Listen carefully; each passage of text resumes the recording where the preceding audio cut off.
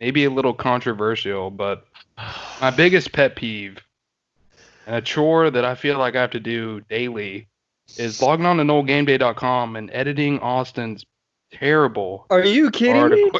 article. You very because this is painful. Oh When my! I first started, Dustin said he very rarely had to edit my articles compared to some other writers. I'm not going to name them. I It lied. was like, yeah, I was like, I know that's cap. I know No, that. man, I is. lied that your articles were good. No. Hey guys, it's Terrence Man. You're listening to Hear the Spear presented by NoleGameday. Go Noles. Hey, what's up? This is Peter Ward, aka P-Dub, in the house. So we're listening to Hear the Spear, presented by NoleGameday. Go live, go Noles. Hi, this is Charlie Ward, and you're listening to Hear the Spear. Go Noles. This is Terrell Buckley. You're listening to Hear the Spear, presented by NoleGameday. No Bloody. But perhaps better known as the greatest corner to ever step on a football field, Deion Primetime Sanders. Great Deion Sanders, my brother. What's going on, man? I could wake up to that greeting every day, man. That was awesome. Hello, Noles fans. This is former Seminole Derek Brooks, and you're listening to Hear the Spear, presented to you by NoleGameday. James Wilder Jr. What's going on, James? Thanks for having me on. SSOD, Florida State or Die, and go Noles. William Bar None Floyd. Gentlemen, what's up? What's happening, guys? This is Logan from Hear the Spear, presented to you by NoleGameday. We are here on Tuesday morning. We have a big commitment on the offensive line. With us this morning, we actually have Nate Greer, the big Discord man, our recruiting insider at NoleGameday.com with us, along with our lead writer and editor, Dustin Lewis, and our lead basketball writer, Austin Veazey. This is a lot of names to keep naming, but what's happening, guys? How y'all doing this morning? Hey, at least you didn't forget Austin's name this time. Yeah, we're making progress. Nate, first time I texted you last week. I wanted you on the podcast. Real quick. You sound kind of quiet, Nate. Speak up, boy. Nah, man. All right, hold up, Dustin. You can't talk to a father like that. I meant to say man, but I said boy. So Nah, man. I'll correct myself. I'll have to smack the shit out of you if I see you. No, Dustin started getting his clout back because he's back on his hashtag follow for follow train on Twitter. So he's a little high. He's back on his high horse today. That second ball put you in some bad decisions, man. Dustin, you gonna show up to the tailgate? Yeah. I mean, as long as we're having some food, you know me. Exactly. Well, we actually have some pretty good stuff to talk about. Obviously, earlier this morning, 3-star offensive lineman Bryson Estes has committed to Florida State. FSU fans should be pretty happy. This is an offensive line commit. He takes FSU over the main competitor with Missouri. Looks like he'll be playing inside at the next level. Got to keep an eye on Georgia to make sure that he doesn't offer. But Nate, you've been kind of close with Estes for a lot of his recruitment. Give me your thoughts on the commitment and what you think he can bring to the field for FSU.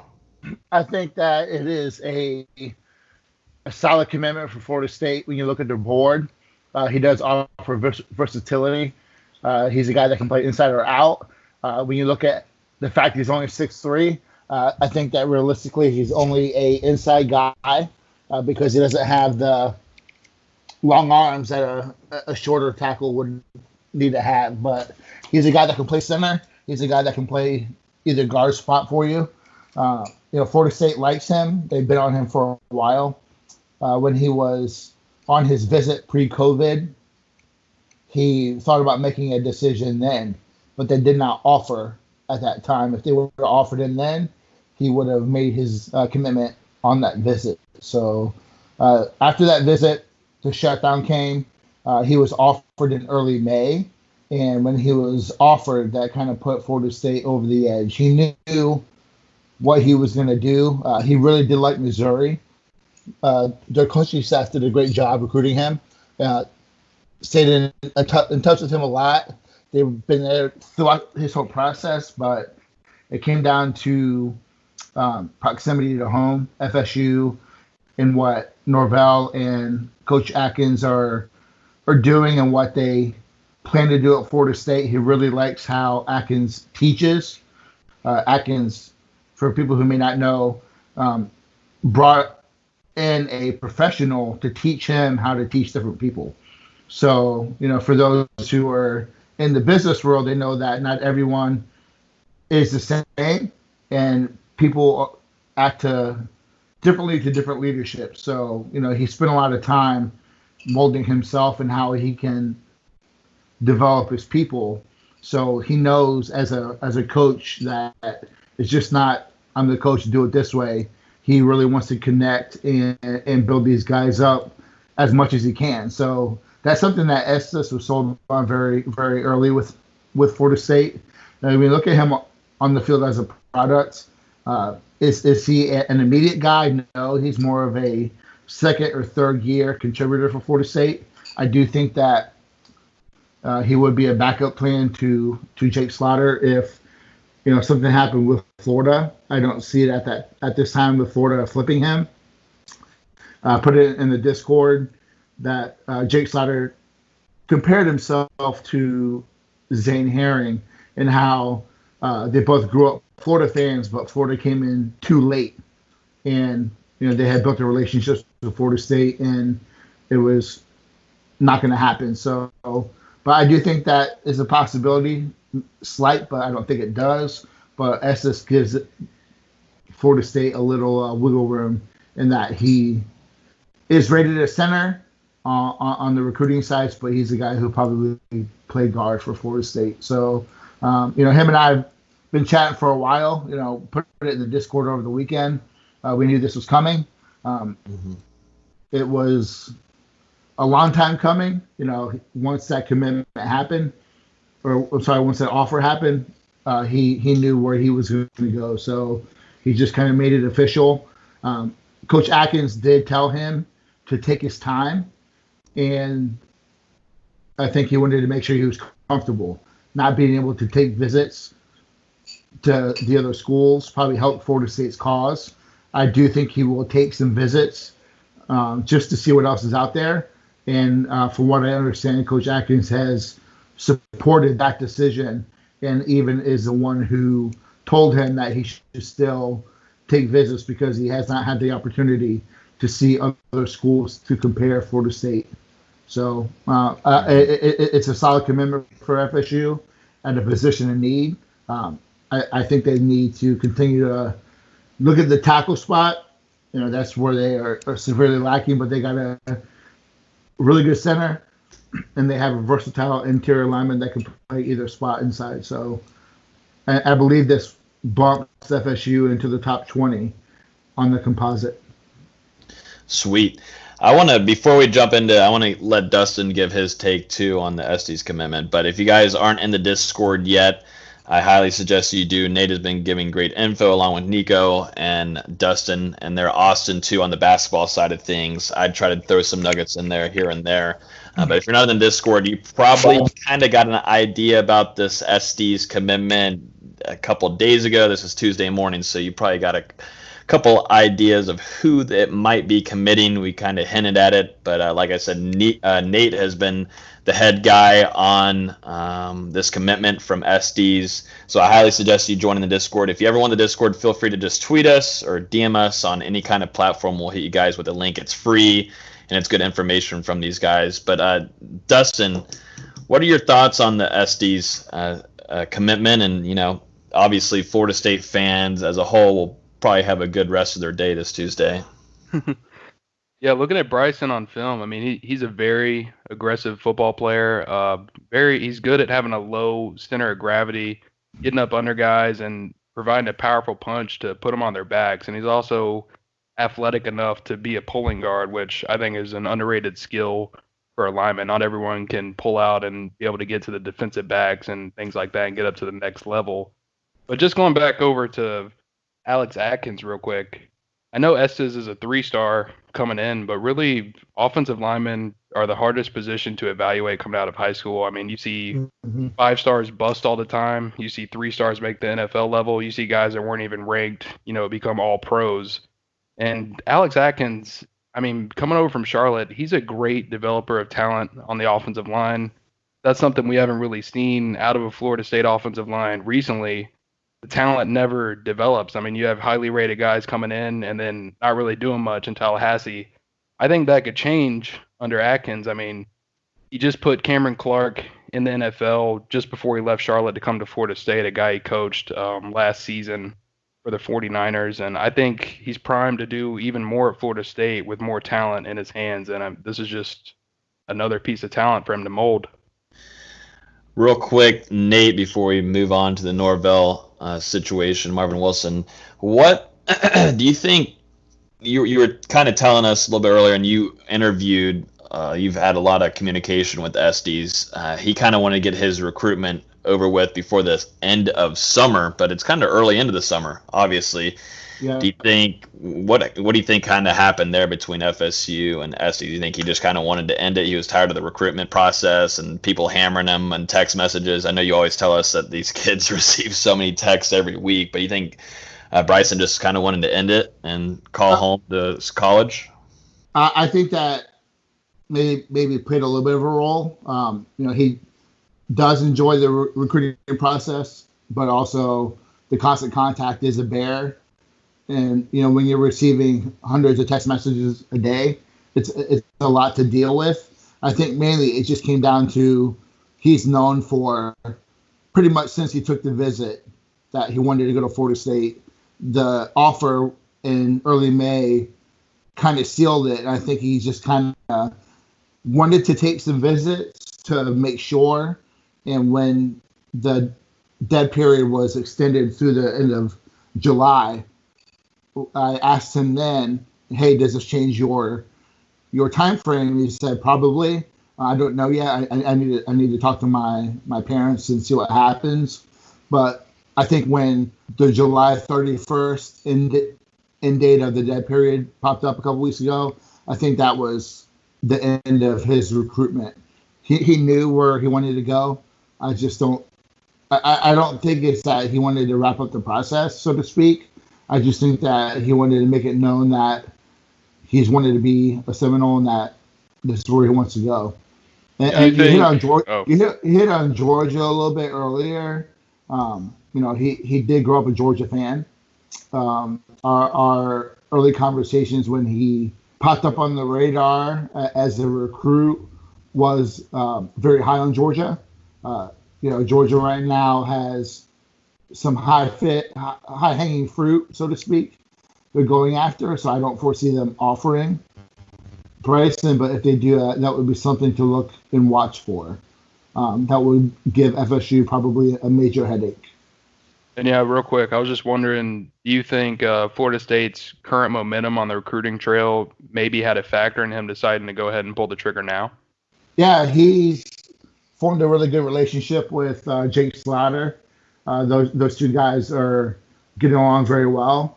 I think that he sees what's been going on with Florida State gaining some momentum. I think he just wants to be a part of that and wants to be a part of the guys who's helping to now build the class. Because he talks to guys who FSU has been actively recruiting. So while he was not been a commitment, he's been talking to guys like Chambray. While he's not a commitment, he's been talking to guys like John or Burrell. So I think that he just wanted to make it official. So, Gotcha. But he's a great kid. He really is happy to be a Nole. He's wanted to be a Nole for a while. He wanted to commit, I think, on that visit because he had such a great time. But it's hard to commit to your school if you don't have an offer. Makes sense. So let's jump into the beef of the last week or so of FSU talk. Obviously, the Marvin Wilson situation with Mike Norvell and the statements that both sides have made. And they've come to a conclusion. It seems like the team has grown. I don't want to beat a dead horse here because I'm sure a lot of podcasts and sites and tweets and Discords, everything have blown up about it. But we've heard a lot about it. We know kind of what went down. It seems like a big major miscommunication. If you guys were in the Discord, I was up late trying to get some intel on what was going on. I actually talked to Tashawn Reed. Tashawn has been on this podcast. He's been on here a few times. I think he helped actually preview this last season with us. But Tashawn, I talked with Tashawn. He was the one that actually interviewed Mike Norvell, and this is where Mike Norvell made his statement that he had talked to every player regarding the George Floyd situation and the murder there, and also Mike Norvell stated that he talked to every single player. But there was a big miscommunication, if I can speak correctly, between that interview, Marvin Wilson, the rest of the team, and it sparked a whole conversation when Marvin Wilson tweeted saying that that's not what happened. Mike Norvell did not talk to every player involved and on the team, and so it kind of created a whole, huge thing on Twitter, and as it should. I think FSU fans get really worried about things, and it's FSU Twitter, and that's the usual thing. If you've been on that, kind of group the last 8 years, you know how things can blow up really quickly. But this happened at midnight, so I talked to Tashawn. He told me he had the voice recording of Mike Norvell saying it and everything, so it's completely true of what Mike Norvell stated in the interview to Deshaun. Okay, we get that. Obviously, in Marvin Wilson's tweet, he noted that there was not going to be players going to workouts. They will be standing back, and they'll be going on strike from going to the workouts. I was told while that was happening that players will be there, including a starting defensive player would be there in the morning no matter what for workouts. And then I talked to someone inside close to the football program, and they said that this was a generated message from Mike Norvell, which, I mean, everybody has learned about it now. If you're in the Discord, you would have learned about it first, but this was a generated message from Mike Norvell. And it was a message that would allow players to open up and express how they felt about the situation with George Floyd and the police brutality movement that's happening across the whole country and the world right now. And obviously talking to over 75 plus players is just not likely. That's not reality. So obviously Mike Norvell did not talk to every player. So there's a major miscommunication between Marvin Wilson and Mike Norvell. It seems like they were trying to handle that really late at night. Mike Norvell was up trying to talk with players along with Marvin Wilson. Once we hit the morning part of it, whenever they're going to start the meeting was held inside the IPF. They were granted access there because they were wearing masks. They were following the safety guidelines. There was a lot of rumors that there may be some boycotting going on, but from my side of things, and I think the rest of the NG staff here, we were getting word that everybody was in attendance. And then just a few minutes later, I learned why that was true, because Marvin Wilson, obviously Marvin Wilson, the player, the star, the leader on the team, actually advised them to come in and attend the meeting, and told them to go attend. Nobody should miss a meeting. Go attend Mike Norvell's meeting while he talked to the players and whatnot. So that meeting happened, and from what we heard later on throughout the rest of the day, it seemed like things went very well. As you're seeing now from interviews, and Marvin Wilson talked to the ACC network, he said that the team has grown closer to their position coaches, and I think also Mike Norvell too. I have a note here real quick until I get the takes from the rest of the guys, but I have a note here from a player immediately after the meeting saying, everything is straight. They had plans now to help fundraisers along with help the community, also younger guys trying to get to college that are in some poor poor communities, to help them and go out. Also, to hold everyone accountable to go vote is something that the player told me that they're going to try to do and make a movement there on the team. They said they've grown as a team and they're ready to get back to work. Norvell is their coach. They love their coach. They've liked what they've had from Mike Norvell once he's arrived the last couple of months. And they said that they've grown as a whole with one another. And they said they're super excited about the fall, and they want FSU fans to stay excited. Things are going well. So that's kind of the rundown of it, the timeline of everything. But if you guys want to give your takes on the whole situation, just pretty much it seems like the team has grown from this whole kind of miscommunication situation between Mike Norvell and Marvin Wilson, obviously the biggest star on the team. I think, first of all, it's important to say it's good that these players have a voice and that they can make an impact just outside the locker room. But it's looking back on it, it's something I think I wish it would have been handled inside the locker room. It shouldn't have been something that made national media. I think this isn't like any inside information. I just think Marvin Wilson saw what was happening with Clemson, where the assistant coach called a player the N-word, and he didn't want the same thing happening with that, where it got swept under the rug for 3 or 4 years. I think that's kind of what he was going for there. But again, it's good he has this voice, but on the same hand, I kind of wish it was handled just inside the locker room. Yeah, I agree with that. It definitely should have been something that was handled privately, but at the same time, I understand why Marvin Wilson wanted to handle it publicly, if that makes sense. But now it seems like everything's been resolved for the most part, and it did affect at least one recruit. We'll get into that in a little bit with some stuff from Nate. So my reaction is a little bit, Florida State still moves the needle nationally. So, a team that's been 18-20 over the last 2 years is all over ESPN for 2 days. And like we talked about in our little Discord last night, that's where a lot of these kids get their news. When you talk about recruits, we'll talk about one here in a few minutes. So their perception of what is going on is what's being reported. But, Florida State still moves the needle. This was the first time the entire team was together due to COVID.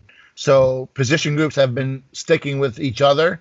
The team has not been in one room since everyone came back. So they had to kind of get permission to have this meeting. That was a little bit of a battle early in the morning.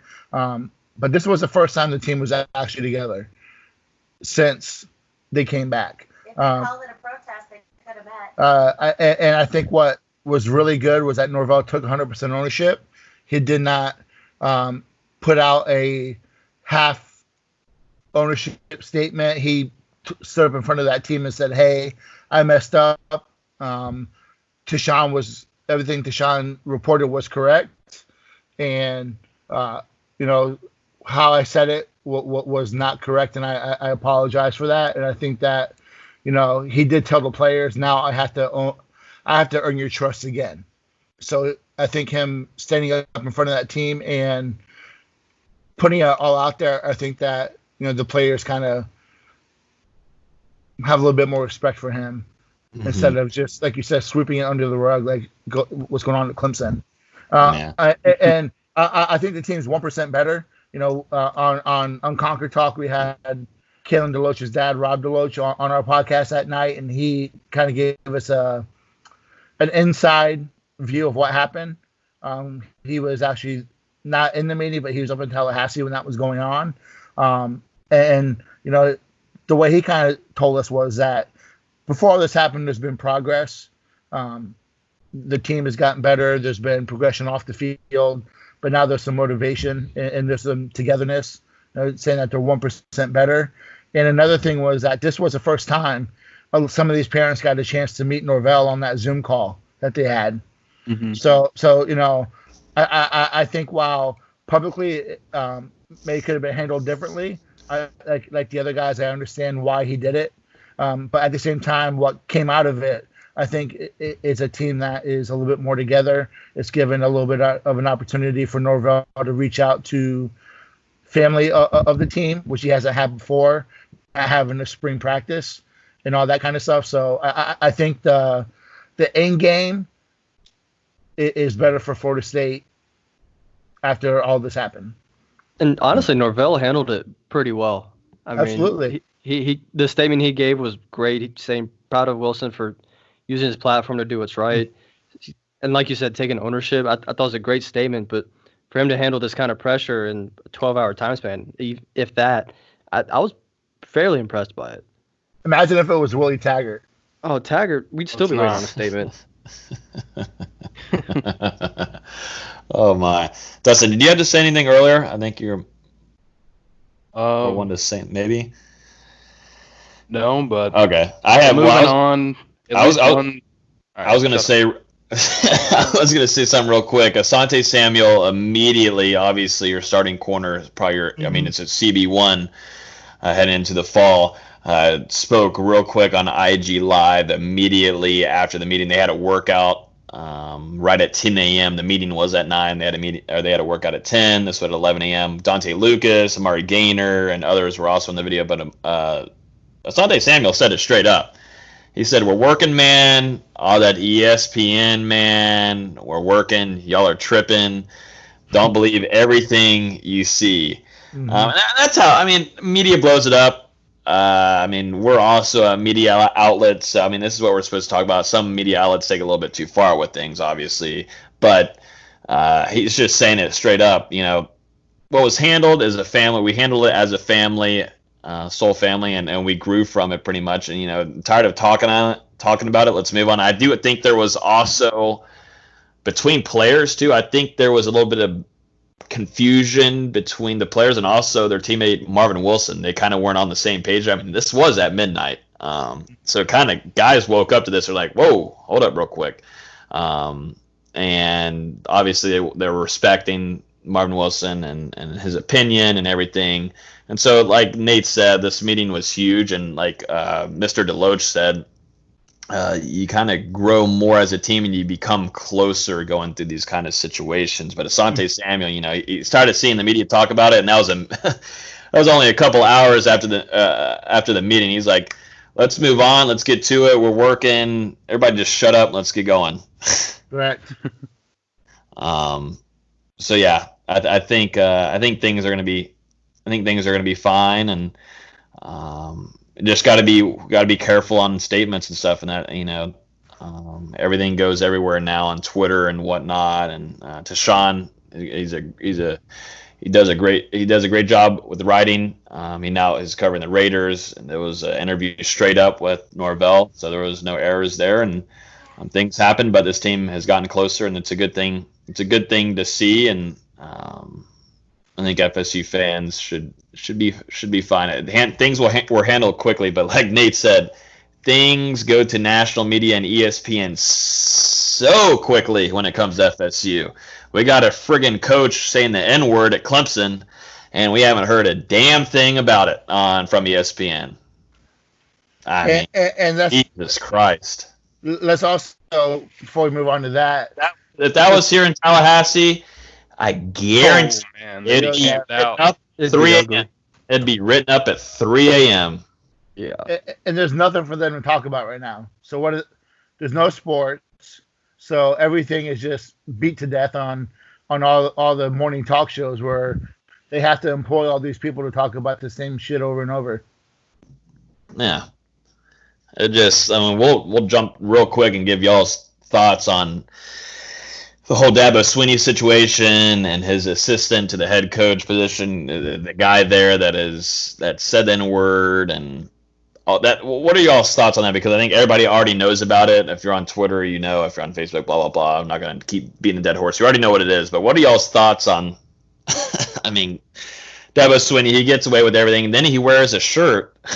I mean, if this was Mike Norvell, anybody, it would be all hell break loose in Tallahassee. You'd have reporters there in minutes. But Dabo Swinney wears a shirt while on vacation or wherever the hell he is, wearing a shirt saying football matters, while he knows he's getting shit on by Twitter and social media after his assistant coach and things before, and players calling him out and whatnot. But he decides to wear a footballs matter shirt in quotes on his little tee. What are y'all's thoughts on that, real quick?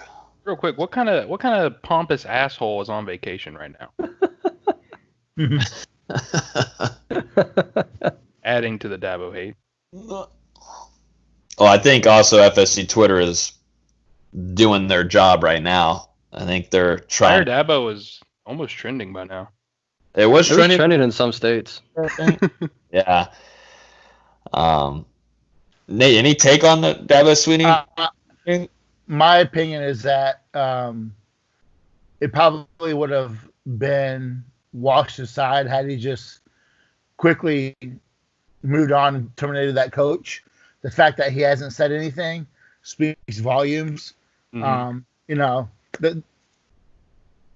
I'm one of the guys who thinks that Dabo Swinney is a great used car salesman who has this great public persona, but behind the scenes is a typical college coach that was going to do anything to win football games. So this God-fearing man is a facade for me. I don't buy it. I think that the more he hesitates on responding and saying something, I know he said something today, which after 2 minutes I turned it off because it just made me want to vomit because it was so generic and I felt it wasn't from him. I felt it was probably generated from someone up in the Clemson University, PR, whatever, whatever you do to save your face. But I think the fact the guy's not fired yet, you have more players coming out and saying more. So where there's smoke, there's fire. I do think that something is awry there, but he could have cut it off by firing the coach and putting out a quick statement. He hasn't, which shows guilt for me. Yeah, and in my opinion, how someone responds to a mistake is really what shows their true character. And like you said, Nate, the way Dabo is going about this is completely wrong.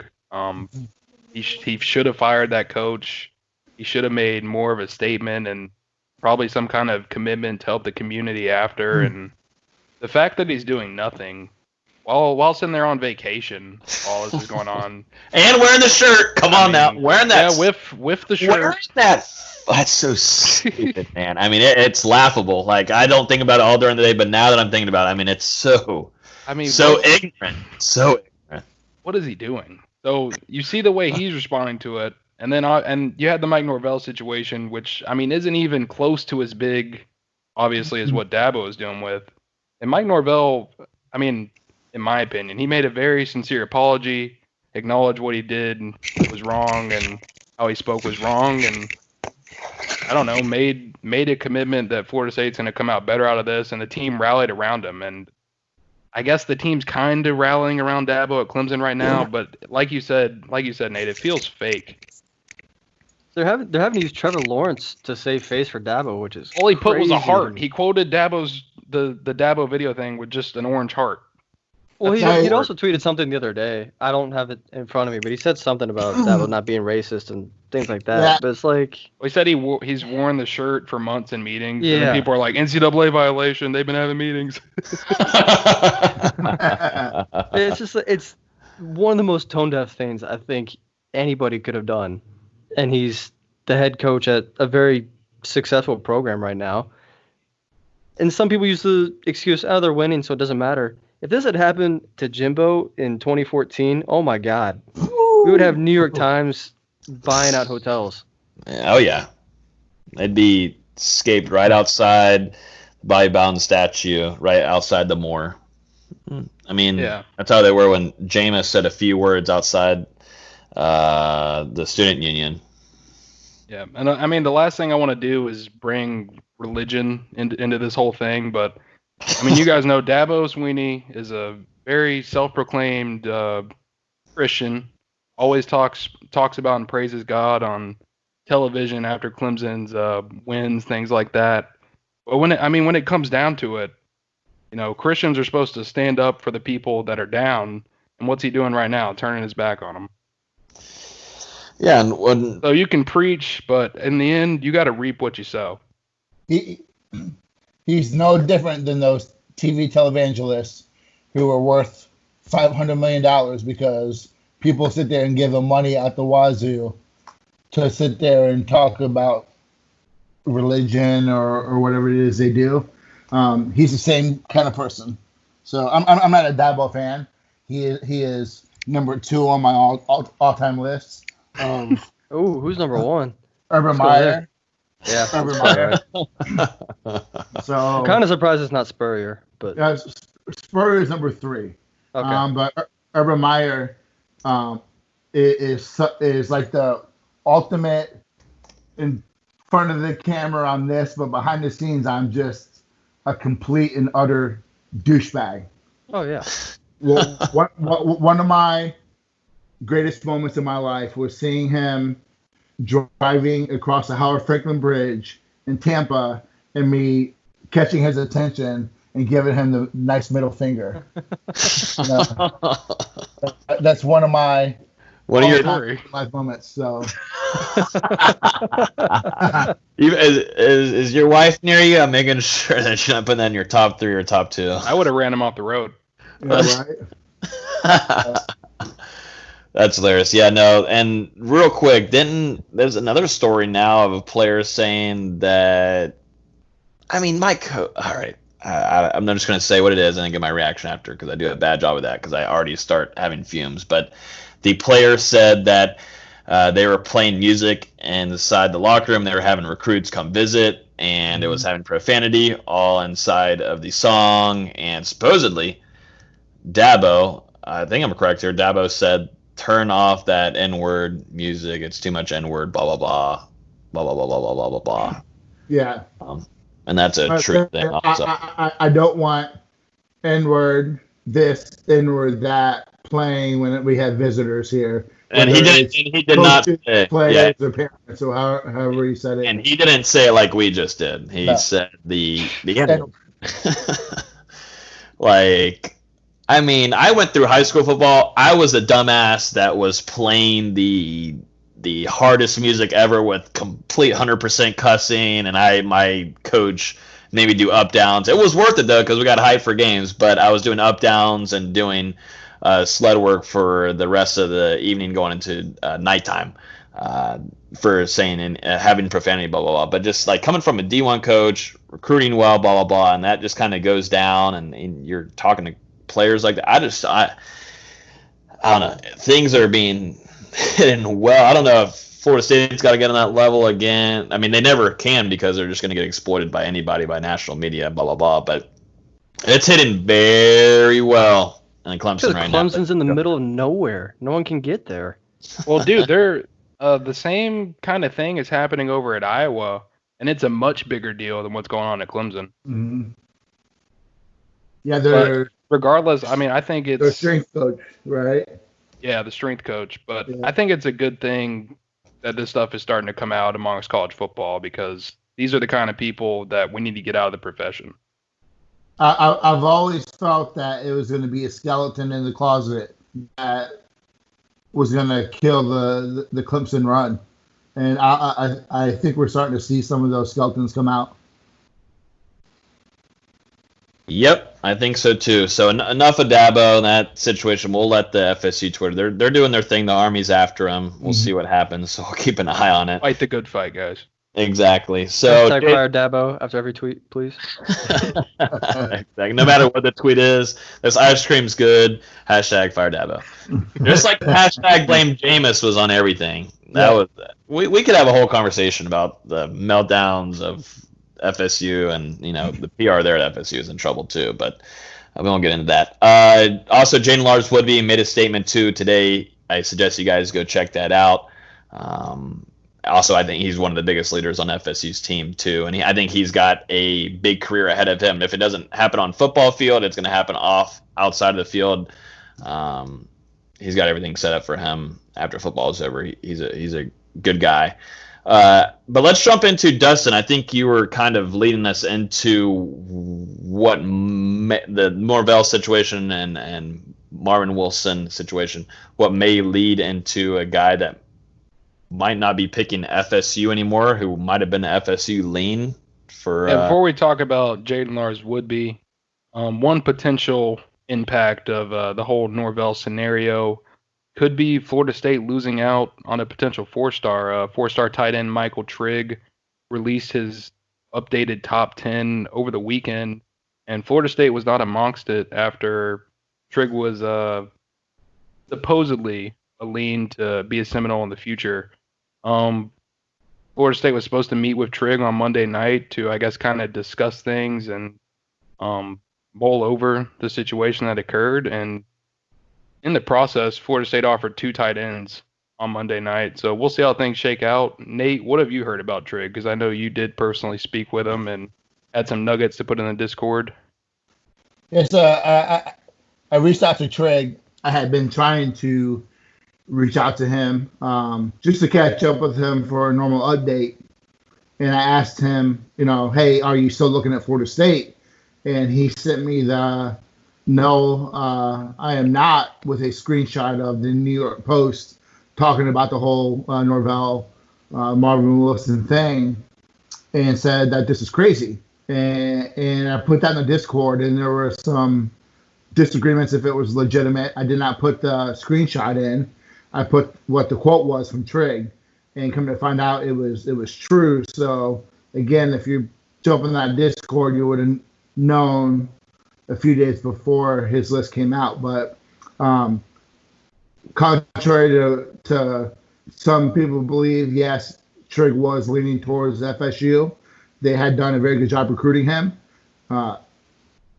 We'll see what happens this week. I'm not really going to look at 2 tight end offers and think that it's a done deal. I just think that it's a coaching staff with a plan, that if it doesn't go well, they'll move on. Does it suck to lose a guy that's a perfect fit for Norvell's offense? Absolutely.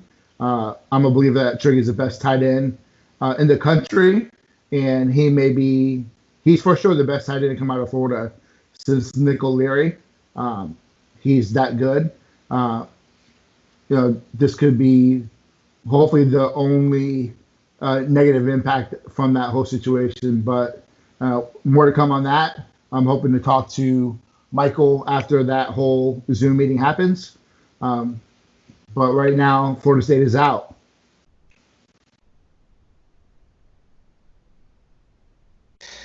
Any take on that, Dustin? Are you worried? Are you nervous about the tight end position or not? I mean, Florida State does currently have Jackson West committed, who's a guy I think will rise up the recruiting rankings during his senior season, and they also have a pretty good shot to land Aaron Outley. So I think as long as Florida State gets 2 tight ends in this class, they'll be pretty set. If Trigg's available to get in the fold, I think they'll take 3. And they're still evaluating, so maybe there's another guy they like, and they can take 3 if they take less at another position. But really, in the end, it'll just end up being a numbers game. But I think they'll definitely take at least 2. So regardless if Trigg's here or not, I think Florida State will be okay. But it would be good to have him. You cover recruiting for a while, and you kind of learn that these kids are reactionary. These kids are teenagers, and part of my gut tells me that this is a reactionary decision. Part doesn't have all of the details. I said it earlier, kids who just read and listen to ESPN form their opinions off what I feel is a biasness towards FSU. I think that does play a role. I do think that FSU will be able to mend some fences there. I think they're going to have to start from ground zero, though, and pretty much be a re-recruitment of Michael Trigg. I don't necessarily think it's over, but I think right now, when you look at the picture right now, I think that Florida State is not an option for Trey because that's what he said. But I don't think it's over. Noles have offered 2021 three-star running back Trevion Hargrove. And he rushed 205 times for 1,537 yards, 20 touchdowns, 17 catches for 460 yards and 6 touchdowns in 2019. What are y'all's thoughts on this one? I talked to him a little bit before this, before the podcast, and having an update coming with him.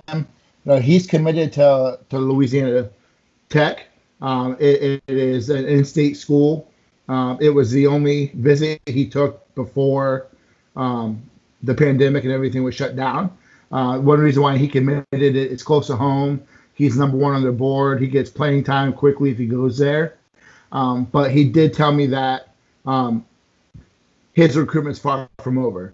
Seeing now that programs like LSU are showing interest, South Carolina, Florida State, so more big-time schools that are seeing this kid's film are starting to show interest, and I think that's probably going to pull him off of that commitment. I mean, he rushed the ball 205 times, and he big play guy catching the ball, and he shared carries last year, so he was not a primary ball carrier. So he's a guy who took advantage of what he was given. He does line up at receiver a lot. He's going to, from what he tells me, he's going to play that a little bit more as a senior. He's very comfortable in the passing game. Admittedly, he needs to work on his blocking, but he feels like he's an all-around back. And when you look at what Norvell does with his offense, Gainwell was a monster as a freshman last year for Memphis, whether it was coming out of the backfield or he caught a ton of balls. And Hargrove kind of flashes that same kind of ability. He also runs track. So one common theme with this recruiting class is, Norvell likes athletes. He likes guys that are multiple sport guys. He runs 100, 200. He does the relays. He does the 60-meter indoor. He does long jump.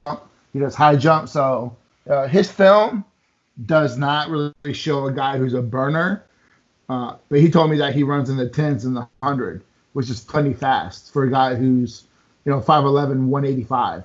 Yeah. So that's plenty of speed for a guy playing running back. So he's athletic. I think he's just another guy who probably would have burst on the scene during spring after what was an evaluation period. Now schools are just starting to find out about him. So he's completely new to the game of recruiting.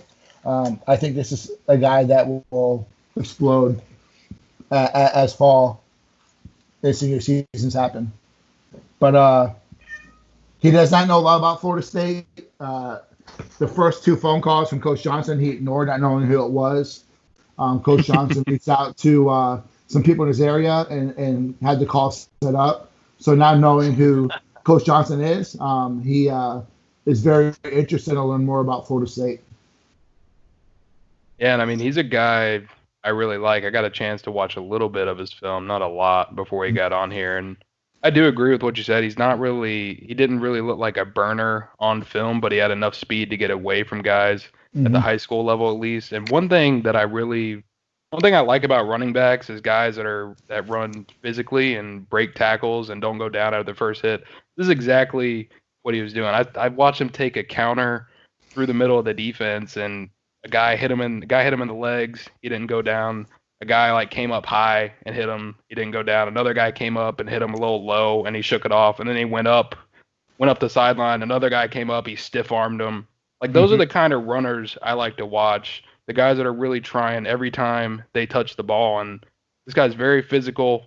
He's not going to go down at the first contact. I mean, you're going to have to get in his body to bring him down. You're not bringing him down by the leg. You're not grabbing his arm and he's falling down. He runs high. And like I said, he runs physical. Very powerful guy. I really like him. Yeah, I like the fact that he's comfortable in the passing game, which is the evolution of college and pro now. You have to be able to catch very well and averaging over 20 yards a catch and a touchdown 33% of the time you catch the ball. That's I don't care if he's not a 4-4 guy. That's a guy who makes plays. Yeah, and I watched one. He caught a screen out of the backfield, and then he had very good patience to kind of wait behind his offensive line to get the right the blocks, and then cut up and explode when it was the right time. And then there was another one where the quarterback was in the run out of the pocket, and he was able to get open over the middle, had to high point the ball, came down with it, and then just ran past everybody to the end zone. So like you said, very good hands, very adept in the passing game. And that's a skill that Norvell covets out of his running backs. I mean, like we have on the roster now, the versatility is insane, and that's just going to continue. Yeah, if you go watch Gainwell, go watch his film, and if you go watch Hargrove, watch them back-to-back, you see a lot of similarities. And we have a couple questions, too, from the Discord, too, that's going to talk about Norvell's offense, too, in the later bit of this. Mm-hmm. Lastly here, before we get into the top 3 worst segment, tonight we're going to go through the top 3 worst chores. We're going to give our picks between all of us here. But before we get to that segment, I kind of want to throw in some nuggets here. I've gotten some scoop here on a linebacker that I think a lot of people are expecting a lot of playing time from, and Jaleel McRae. He's actually down to 225 pounds. He was at 238 last season. Expected to stay at 225. He's going to play at the will position this upcoming season. He's going to be wearing number 14. And I think there's been a lot of talk, too, from players from what I've heard and from the inside. A lot of love for Coach Storms, man. Mm-hmm. I know Nate's probably heard it. Also Dustin. But, man, I mean, it's been crazy to see the transformation from some of these guys. I mean, he was at 238, went to 225, looks good. I was able to see how his transformation there. But he's going to go from Mike to Will. His secondary will go back to Mike. But from what I've heard, too, there's, you start getting a feeling now, this many months in with your new staff, you're starting to get a feeling on how it works, organization, the structure between coaches, position coaches, but it all starts from up top with under Mike Norvell. But the discipline factor that has changed so far is what players are liking the most, and that's where they think is going to change this team. And also, they're pretty damn excited about this season because of the change there at the discipline situation. It has been, I mean, I feel like some people hold their tongues on it, but it's been piss poor discipline the last couple of seasons. I've said it multiple times. I feel like I've said it on here a few times, and I've said it on interviews with Mark Rogers on his YouTube show. But man, the piss poor discipline has really caused this team a lot of troubles the last couple of seasons. Also, I've been told the turnover backpacks bye, but that was, as a recruit, some of the recruits said that they weren't really too impressed by that backpack thingy. But, I kind of just want to create a conversation here. Obviously, Jaleel McRae in linebacker position is one that's obviously need to step up along with the offensive line the last couple of seasons, for 4 years. But there's a lot of young cats that are coming in. But y'all give me y'all's thoughts on this linebacker position. Obviously, McRae, Deloach, Gaynor coming in. Steven Dix, a big hitter coming through. But, what maybe excites you the most about this linebacker position group? They're going to be coached. They don't have a guy who's just a recruiter. You got to give props for Woody for flipping that linebacker room. When he got there, it was a utter disaster. So he's done a great job of getting guys to come. So, this staff has a lot of great pieces to work with. You look at, I think Emmett Rice did a great job the back end of last year and is set up to do really well this year. I think McRae was a little bit underutilized. In high school, you saw a guy who was comfortable dropping into coverage, was athletic enough to get sideline to sideline. I think he was too heavy last year, which shows of him being almost 240. I think that slowed him down. and he also did a great job last spring. So I expected more of him. I just think that it was part of the shit show that was Willie Taggart's era. So I think you look at a guy like Kalen DeLoach, who is being expected to take a next step for this fall. He's worked his tail off. He's another guy who's over 220 pounds, fits what this team likes to do at linebacker. You look at Glenn, who I think is a pace setter in the middle who's gonna knock you back, and he's also good enough to get solid on the sideline. And then you look at a guy I'm really excited about is DJ Lundy. He's probably my favorite recruit in this of these guys coming in. You were close with him in his recruitment, Yes. So not because of that, the fact that the guy is a 3-time state champion wrestler at heavyweight, wrestling at 220 to 240 pounds, wrestling guys up to 70 pounds heavier than him, and pinning them in 10 seconds. So Dustin, would you have any chance in that? I'm just asking you real quick. I might be able to get to 11. Maybe. So if you don't know, in the state tournament this year, in an entire tournament, his wrestle time was like 2 minutes and 38 seconds. And his longest match went into the second round. So he's a guy who, the physical aspect is what I think the team is at, and that dog. Talk a lot about on the Unconquered Talk podcast about how there's no dog mentality, and I think some of these kids coming in are dogs. You mentioned Dix, who looks like a fifth-year senior. I expect big things of him. There's a lot of talent at that linebacker position, and I'm excited to see them being coached. Yeah.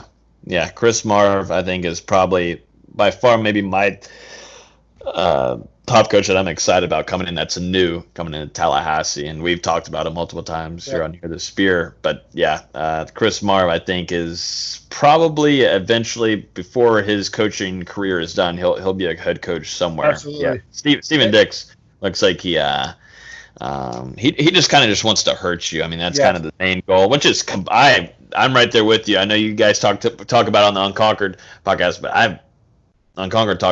but I'm all about kids that just want to hurt somebody. I'm completely fine with that. Yep. And Marv can strap on the helmet right now and go out and still play. Yeah. Yeah, exactly. Yeah. Which is good. And it gives a good image to the players that he's coaching. Yep.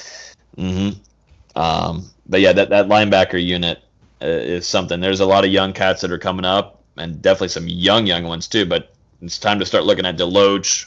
We're talking about Glenn, obviously McRae. Gainer's going to come down. I think he's going to come down. He's going to be a big blitz factor too, and Adam Fuller's defense. Yeah. But real quick before we run into Declan Brooks. All right, let's move on to here. Dustin, why do you do that to me? I am trying to keep a civil podcast happening right now. I like chaos. I know you do. Yeah, you do. Real quick before we run into 3 worst chores segment. Real quick, from what I've heard, insight, and I've actually had this confirmed the last couple of weeks, but confirmed actually just 24 hours ago. Hamza Nasruddin is close to 100%. Since the team has been back, he has been working fully with the team and lifts, agility workouts, and other stuff too.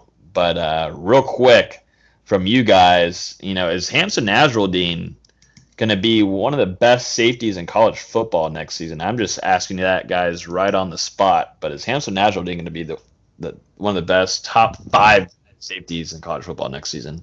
It depends how they use him. If they use him as a strictly over-the-top safety, I don't think it's going to work well. But if they do how they've been the past couple of years, where they're playing him all over the field, in the box, kind of as a hybrid linebacker, I think it's going to work out perfectly for him. I agree 100%. And I think you have to look at the mental part. Is he confident in that knee? Yeah, that's true too. Usually it takes a year to really be healthy, and it's not the physiology of the knee, it's the mentality part. That am I okay to stop and plant and get up and move? So is he mentally there? I think that's going to be the deciding factor. Dustin, any takes here? Awfully silent. Yeah, I mean, I pretty much agree with what these two guys said. I think as long as he can stay healthy, like Nate said, get over that mental hump of having a serious injury and working yourself back through it. He's primed for a big season. I mean, he's a very versatile athlete. He's a big hitter. He can defend the pass and come up and stick guys in the run. And I mean, he's the kind of guy you want on your defense. Okay, well, real quick then, let's see if there's any disagreements here. Would Hamza Nasruddin, would he have gone pro if he didn't get hurt last season at the Florida game? Yes. I think he would have been a top 4 round pick. Yeah, I would say 3rd or 4th round. Okay. So yeah, he would have gotten paid. That's not bad then.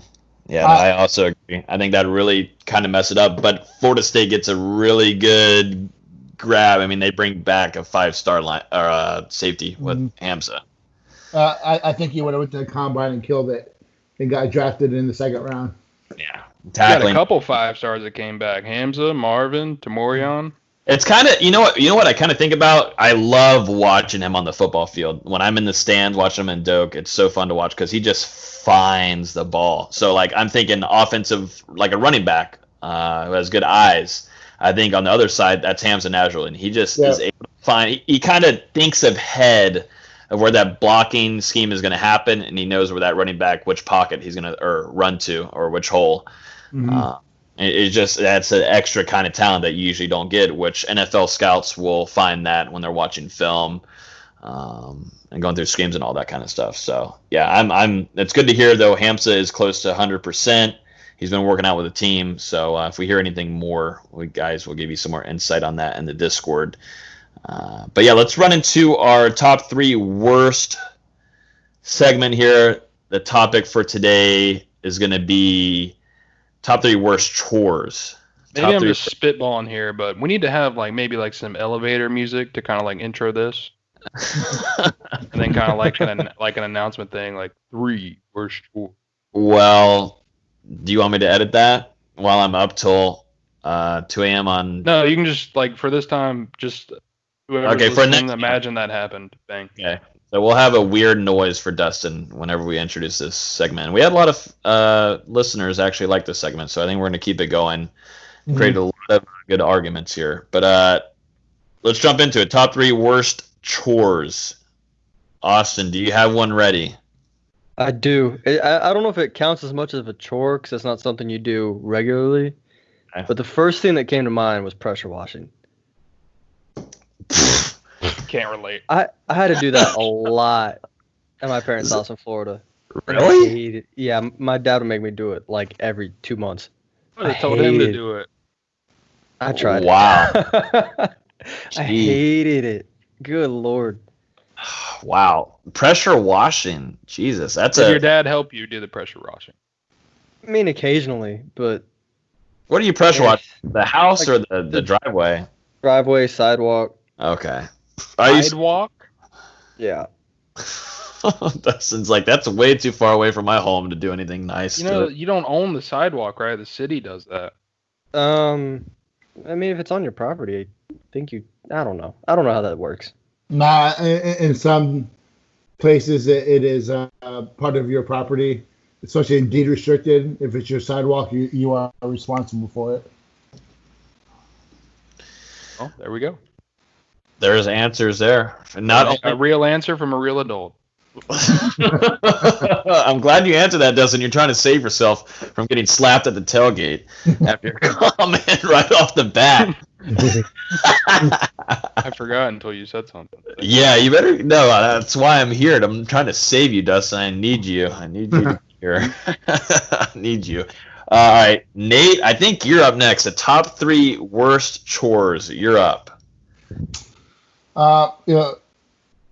And gave you're one. You're a father of two. Oh, one at a time. Yeah, one at a time.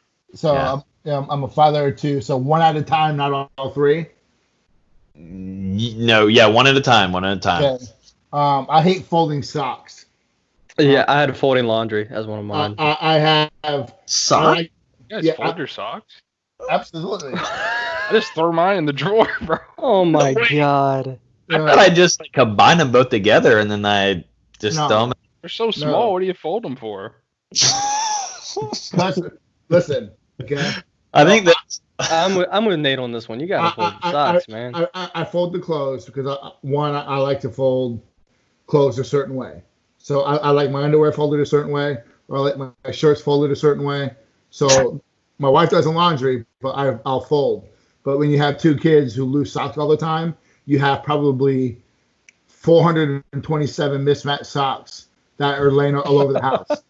So I hate folding socks. I just do the combining both of them and then I throw them in the drawer. Is that what you do, Dustin? No, I do. I legit just chuck them in there. Wait, just two socks and you just throw them in there, not combined with them. Well, here's how you get rid of that discrepancy where it just doesn't matter. I just have 10 pairs of the same socks. So whichever two socks I pull out, it don't matter. I have so many different pairs of socks. Me too. See I just got classic black. I'm that guy. If I could, I would wear a pair of underwear one time and throw it away. I could do that and have a different pair of socks for probably a month and a half.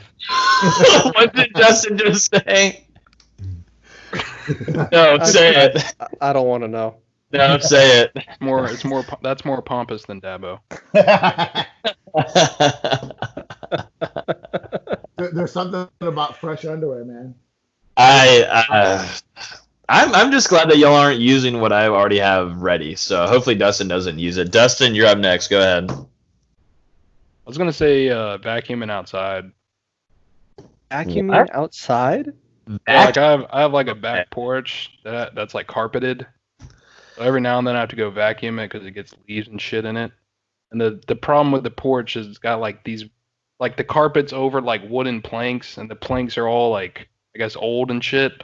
So whenever I go the vacuum over it, it'll get stuck on each plank and it's just a hassle. I have never heard of this problem in my life. I don't really do that many chores, so you're lucky I'm even participating. You're gonna get Dustin riled up and he's gonna say something stupid.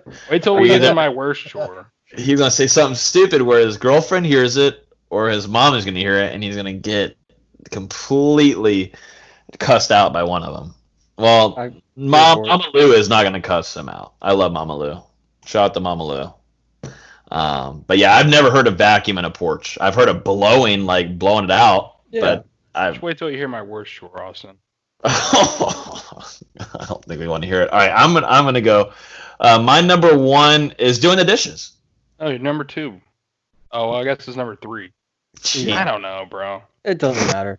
I'm going one, and I get my two, and we go back up. All right, so my number one is doing the dishes. So I used to have two dishwashers when I was little in my parents' house, and I had to do the dishes and then also empty the dishwasher while that was happening, and it lasted at least an hour. Because first of all, I spent 15 minutes to 20 minutes bitching about it, doing it. I kept on complaining and whatnot. So that caused me to get in trouble. So then I was already mad, and then the rest was just terrible. I mean, scrubbing stuff and also having to put it in places and let it dry and whatnot. I mean, that it just sucks. So I've had a terrible childhood of having to do dishes and emptying it from the dishwasher and whatnot. But right now I live with just one dishwasher, so I'm completely fine. So I don't get too mad about it.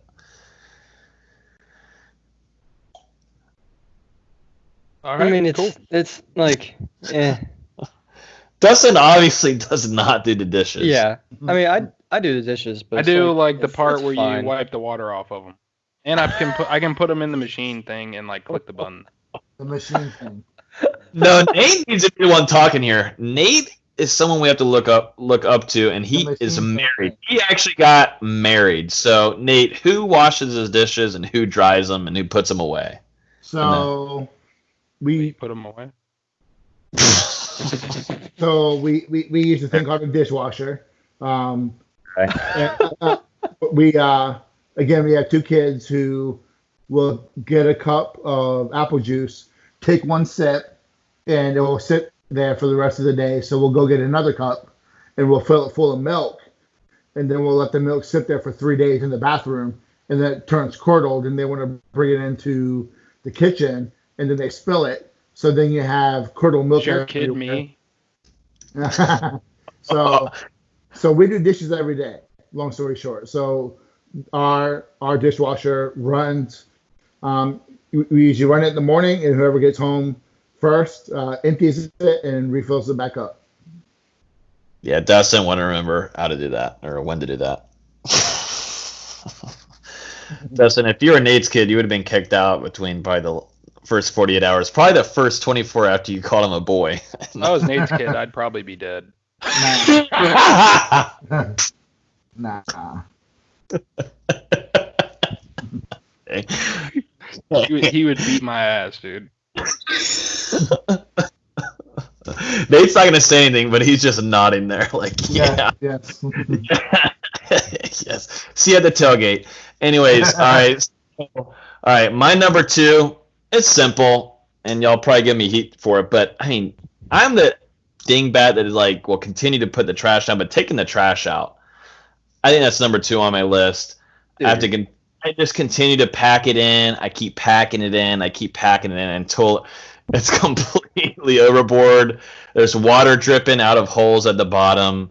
It's whenever I take the trash out. I feel like that's just one that I really don't want to do. I really don't have time for it. I don't want to go outside. It's probably raining. I just don't want to do it. Can't relate.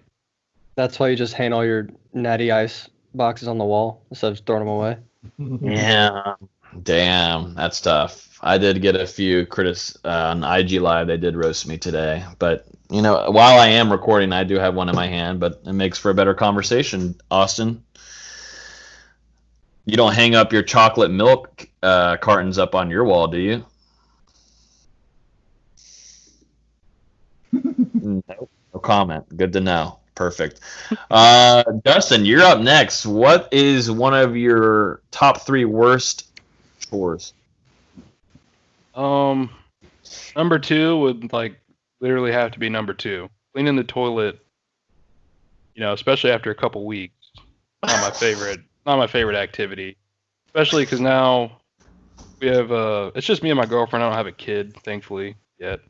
But we have 2 toilets in the house. One's hers, one mine. That means I'm responsible for my own toilet bowl, and like we've talked about already, I'm not really responsible as it. So. I want to get into the nitty gritty, but. So I love how you say that you have to clean the bowl after you go number 2 immediately, right? I didn't say I didn't say immediately. Well, but if it's been a couple weeks, it could be a little bit of a hassle in there. Okay. Take that as you will. I don't think anyone wants to keep thinking about it, honestly. My number 1 chore is going to be worse, I'm telling you guys. I can't wait to get to it. Not. Nate, what's your next one, number 2, top 3 worst chore? Putting shit together. I am not the person to put together furniture. I'll do it, but I cuss the entire time. I have 0 patience for it. So I'm not looking forward to putting together the dresser we got today from IKEA. I know it's going to take 4 hours because I hate doing it. So, yeah, I hate putting shit together. And there's always a missing piece. Yes. There's always one really important piece that you cannot find. Or one extra screw, and you're like, fuck, where does this come? If it falls apart, it falls apart. Yeah. That is true. Do you ever read the pamphlet? Yeah. I have to. Because I am not very mechanically inclined. Do you ever Is it also the part that you hate this chore because you take criticism from the others around you while they give you, heat and trash talk you while you're putting it together, but they're not even helping you while you're putting the shit together? What's it taking so long for? Yep. Have you all ever seen the Bill Burr comedy bit where he was talking about putting together furniture and arguing with his girlfriend about, I bought the fucking thing, I'll go buy 10 if I need to. Just the frustration that it is of putting together furniture while you have a side seat driver the whole time. It's not fun. I've seen that, and I do agree with you. Although I do not have a spouse with me, or even a girlfriend. Or Dustin, sorry, Austin, I almost said that you had a girlfriend. Hey, I wish. He's got his hand. Lefty and righty. Wait, Dustin. Amala Henderson. Oh my God. Wait till I get to my worst chore, Austin. I don't want to know. But okay, Dustin just proclaimed Coming that. For you. Damn, Jesus! What did Austin do to you? He's your basketball mate. Anyway, no, seriously. God. To me about my first chore. Dustin comes right after you. Anyways, I just need to proclaim and put out there and state that Dustin said that Austin's girlfriend is his right hand or left hand, whatever it is. Austin, what is your second top 3 worst chore to do?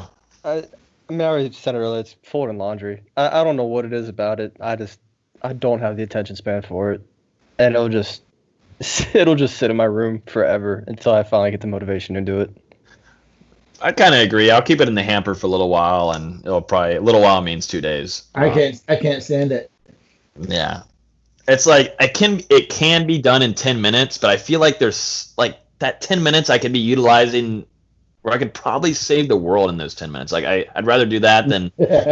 I usually just spend those 10 minutes sleeping. That seems like a better use of my 10 minutes than folding laundry. Yeah.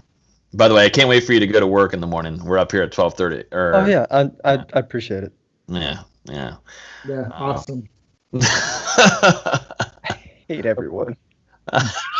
Well, Nate's in kind of the same boat. He was on his off day and he came on the podcast, but somehow he got stuck into this. But you know what? Nate is laughing. He's having a good time, so he can't complain. Correct. Exactly. And work on Wednesday morning will be tough, Austin. Exactly. All right, Austin, you give us our third now. You're going back down. Yeah, and it's also another similar one. One that's already been said. Just cleaning the bathroom in general. Oh, okay. Just the tub, sink, everything. It just gets so nasty and grimy in there if you don't keep it up. Which I'll be honest, I'm not the best at. But it's just, no wonder those Tinder dates haven't been staying over longer. Mm-hmm. Yeah, keep going. That's it. That's it. Yep.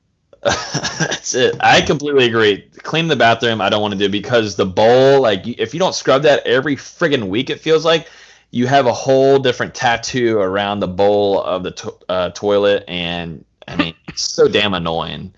I mean, I don't understand it, but it just grows and it looks nasty. And then you got to go to the floor. I mean, I'm just a guy. I have my own bathroom, so like I have stuff on the ground. I'm not going to say anymore. No. But you just got to clean up really well and vacuum, and it's just too much work. And then your toothpaste hits the mirror, so you got to wipe that off. After a while, it's a lot of work. And I know I don't even want to look at Dustin's bathroom. I don't know about you, Nate, but I don't even want to look at Dustin's bathroom from what we've heard about his cleaning. Based off what it's probably got like 2-week-old McDonald's bags and shit in there, you know. In the bathroom. I think that's Austin's house. Oh, Jesus.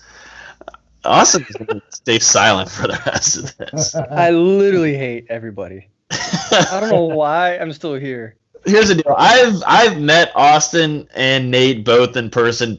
Dustin hasn't yet. So once he meets both of y'all in person, I can't wait. Someone's got to give him a pop. Please. What did I do? Nate started it.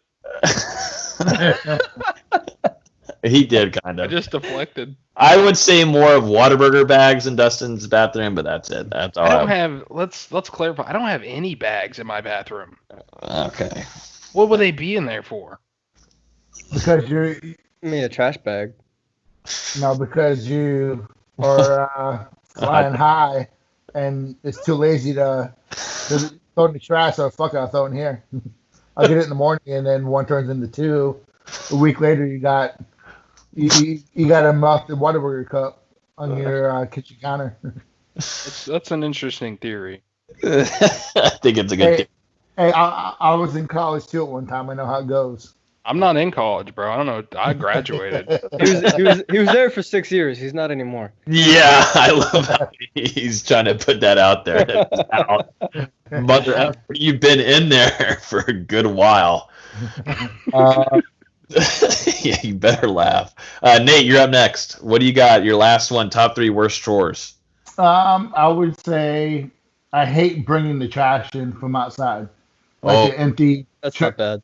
Like the recycle and the empty trash. I'll let it sit there for 2 days before I bring it in. That's your number one worst chore? No, that's number 3. I wouldn't order. Well, number 1 socks, man. Oh, we went 3-1. Yeah. I didn't really have an order to mine, so. Yeah, I mean. Yeah, man. Just get it out there. That's my easiest chore. I hate it. I mean, I'll leave it down there for a couple days too.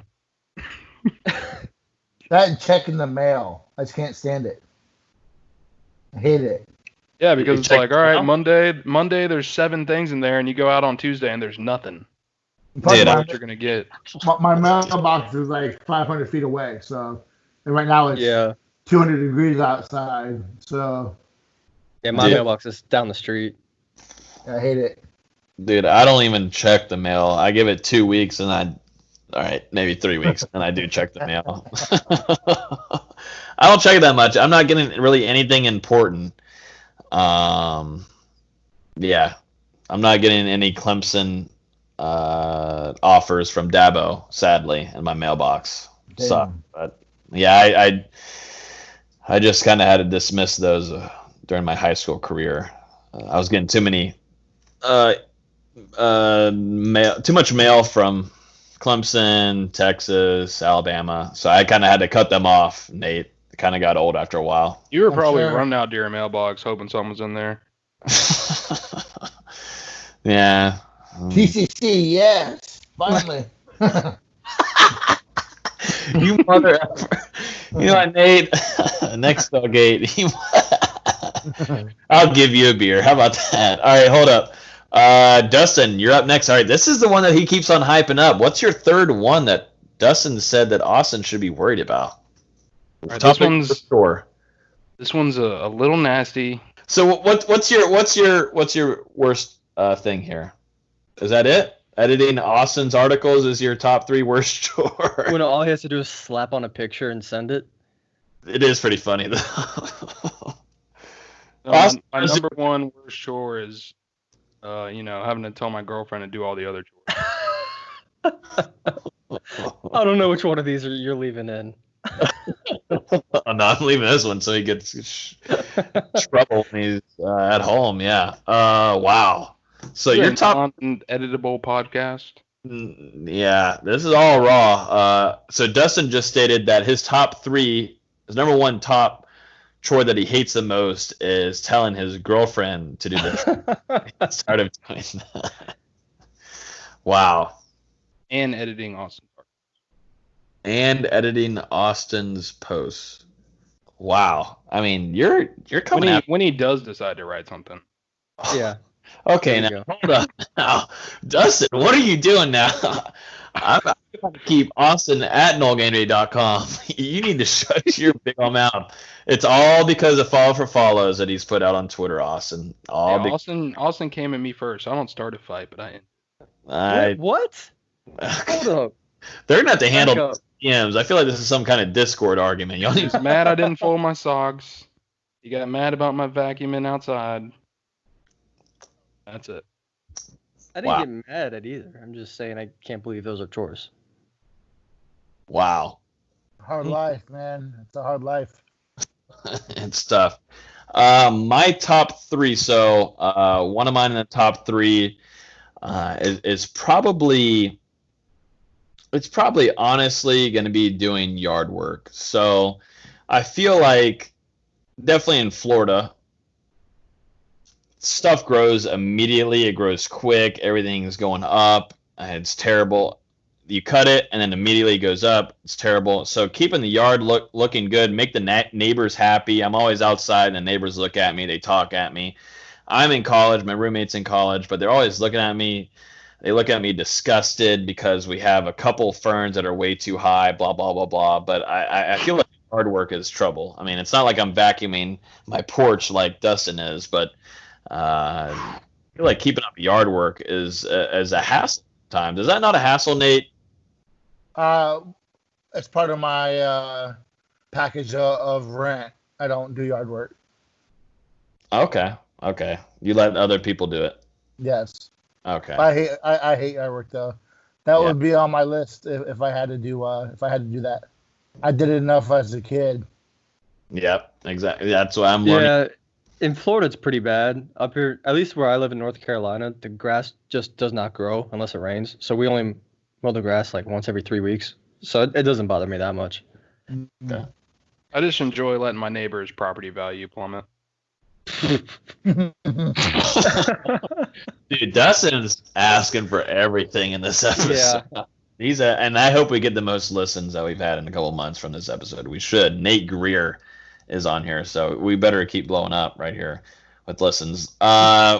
But yeah, that's going to finish off the top 3 worst segments of chores. We're going to continue this segment starting next week, like Dustin said and suggested. I'm going to put in some weird noise before we start the segment, so be, I guess, a little bit more intriguing. I don't know. But Austin, you're in here.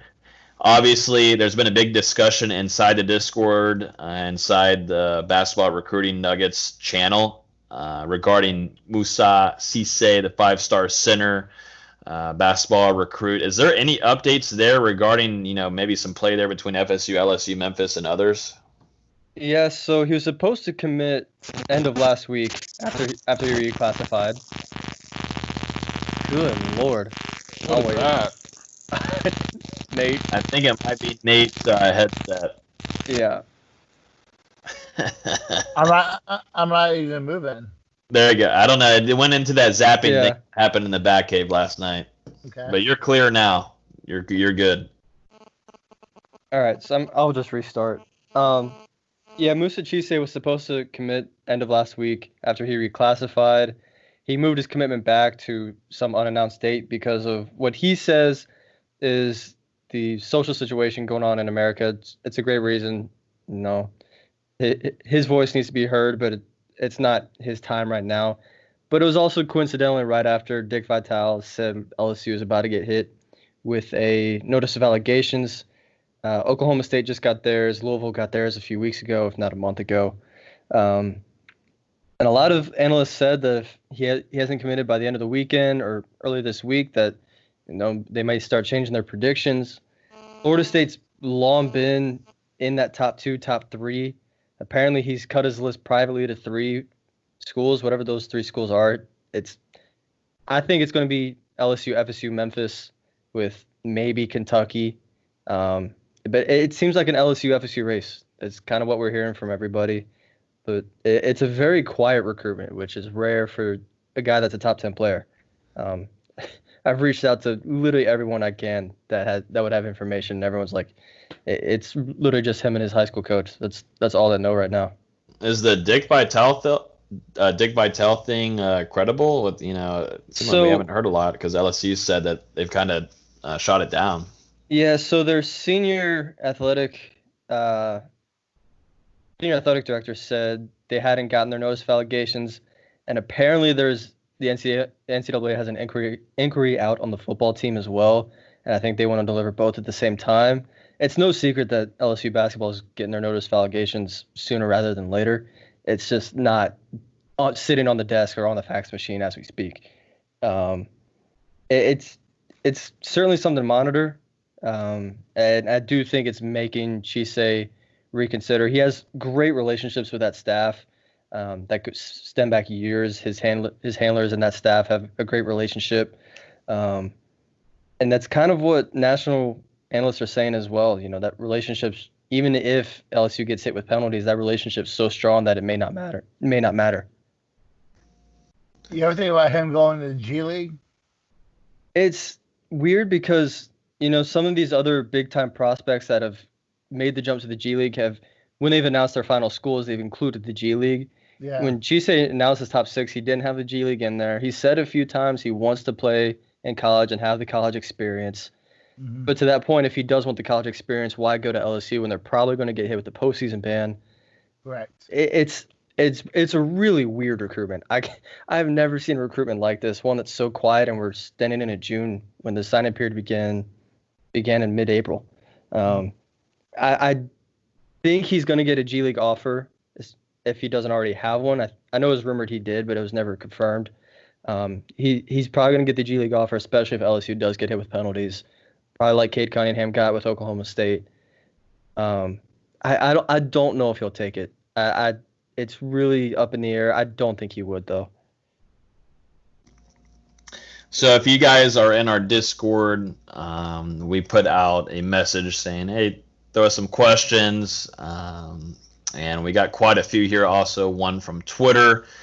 I think Dustin got one. But if you're in our Discord, I think we're going to do this maybe weekly whenever we get on here and answer your questions straight from the Discord. It blew up here, but we got quite a bit. So we'll run through these kind of quickly, but we'll try to throw a lot of intel in here. But straight from Twitter here, I think this came from Dustin's maybe. This is from FSU Garnet Gold. And he asked, what are you guys' most wanted recruits for this cycle? I'll go first.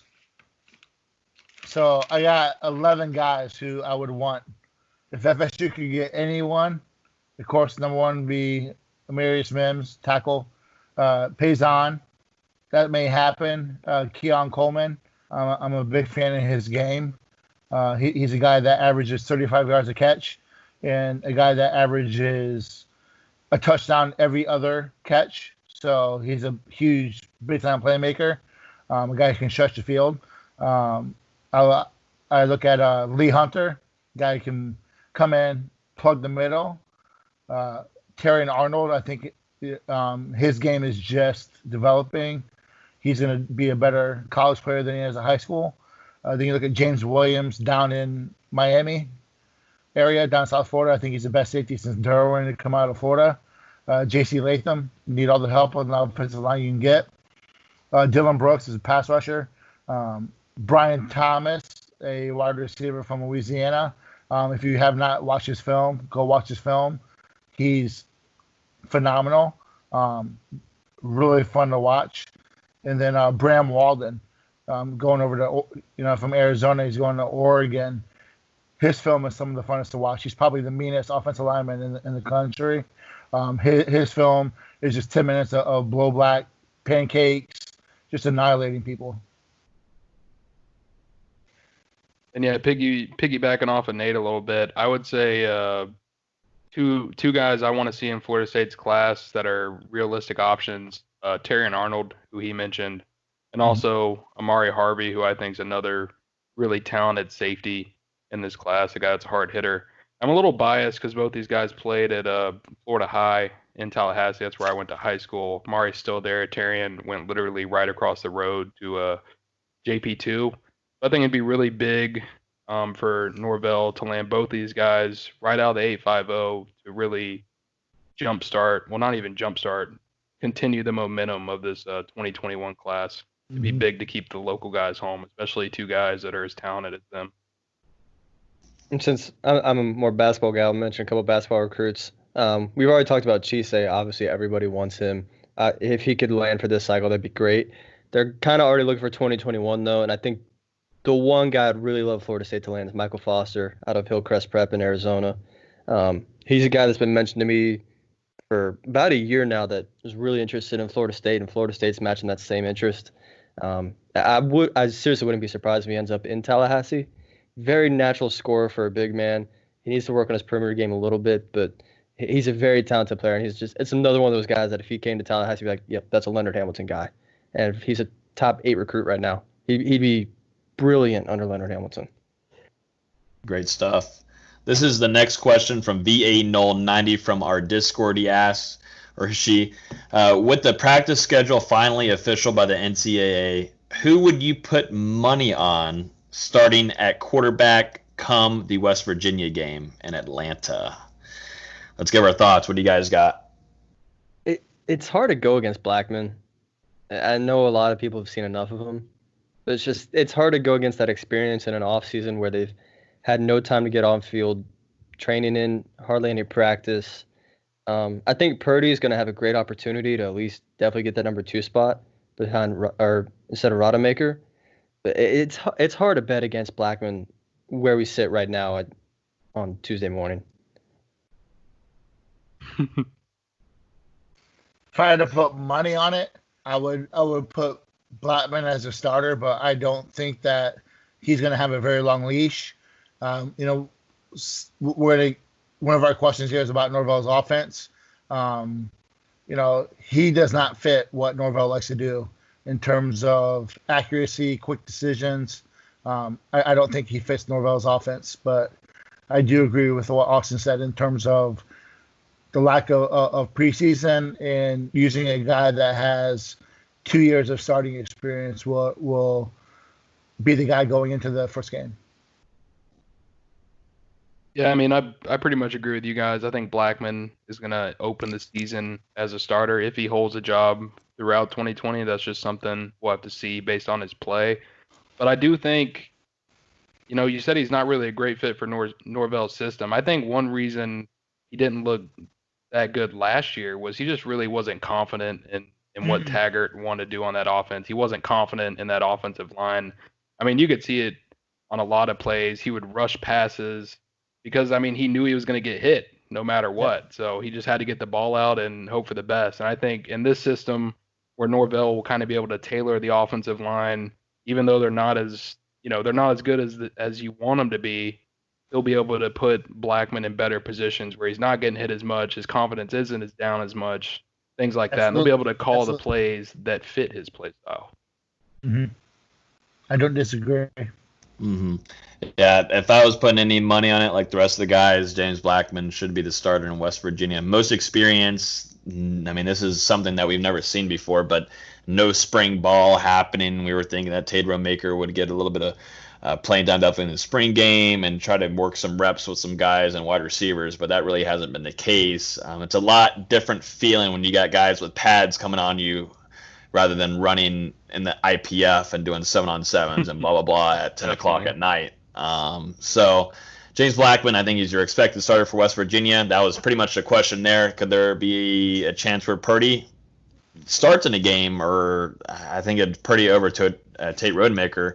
That's another discussion for another day. But I think straight from this question, I think you got to expect James Blackman to be that starter in West Virginia. He has the most experience. He has the most playing time with Tamaron Terry, DJ Matthews. He's got a lot of wide receiver talent there. Mm-hmm. He probably knows what to expect he knows what to expect from this offensive line. I really don't like what happened last year with Kendall Briles and Willie Taggart with switching off Hornibrook and James Blackman, doing that whole kind of cycle there and confusing. That changes the routes for wide receiver plays. You're going from a right-handed player to a left-handed quarterback. It was a complete shit show.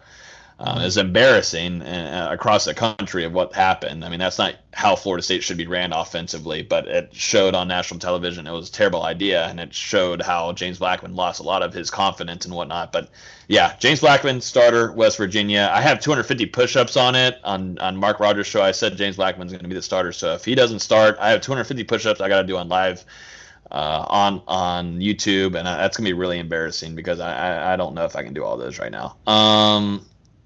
Let's see. The next question comes from definitely not Bud Elliott from our Discord. He says, is this Odell's last year? So he's talking about Odell Higgins, a defensive tackle coach for FSU. Is this Odell's last year, guys?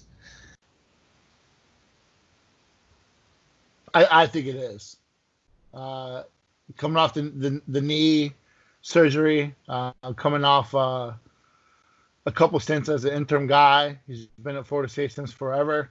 I don't think he's someone that wants to leave FSU in the position it's at now. But I just think that his time has come. I think he is there for a year to help the transition of Norvell coming over. I just think he's done. I think he should bow out gracefully. He deserves a statue at Florida State for everything he's done. But I think it's time for him to retire and go fish every day. Yeah, I think it's up in the air. Like you said, his surgery has definitely got to be weighing on him a little bit. And I mean, he's put a lot of effort in over the last couple of years. Odell is a true Florida State Seminole. I mean, I remember being there for his press conference, the first interim game he took over after Jimbo went to Texas A&M. And man, just the passion he spoke with, how he feels about Tallahassee, Florida State, and just the whole community, all the players that he treats like they're his own sons. I mean, if it's his last year or not, Odell should be able to make his own decision, and he'll make the best decision for himself, whether that's continuing to coach or, like you said, going to fish.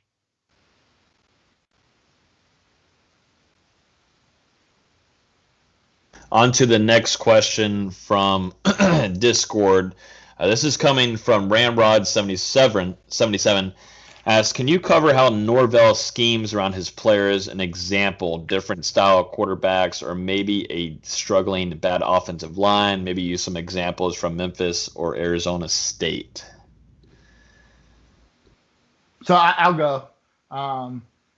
We talked a little bit about this when he was hired before. When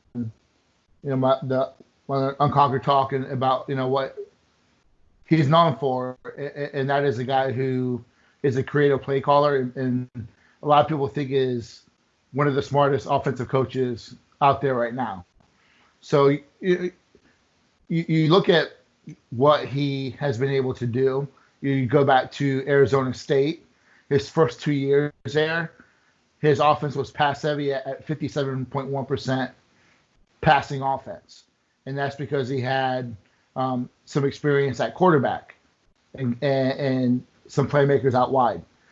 His second 2 years, that flipped to a 51% running offense, and that's when they had Manny Wilkins, who I believe was a freshman starter for Arizona State. So, shows right there that he fits his offense into what he has at quarterback. His offense is predicated on having a guy who can read the defense early.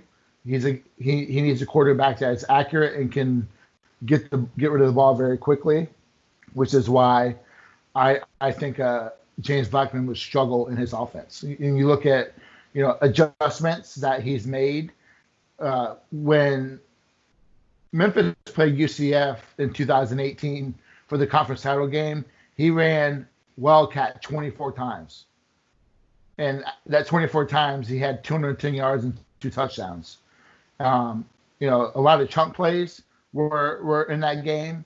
But, when you run Wildcat, that puts 7 guys in the box for the defense.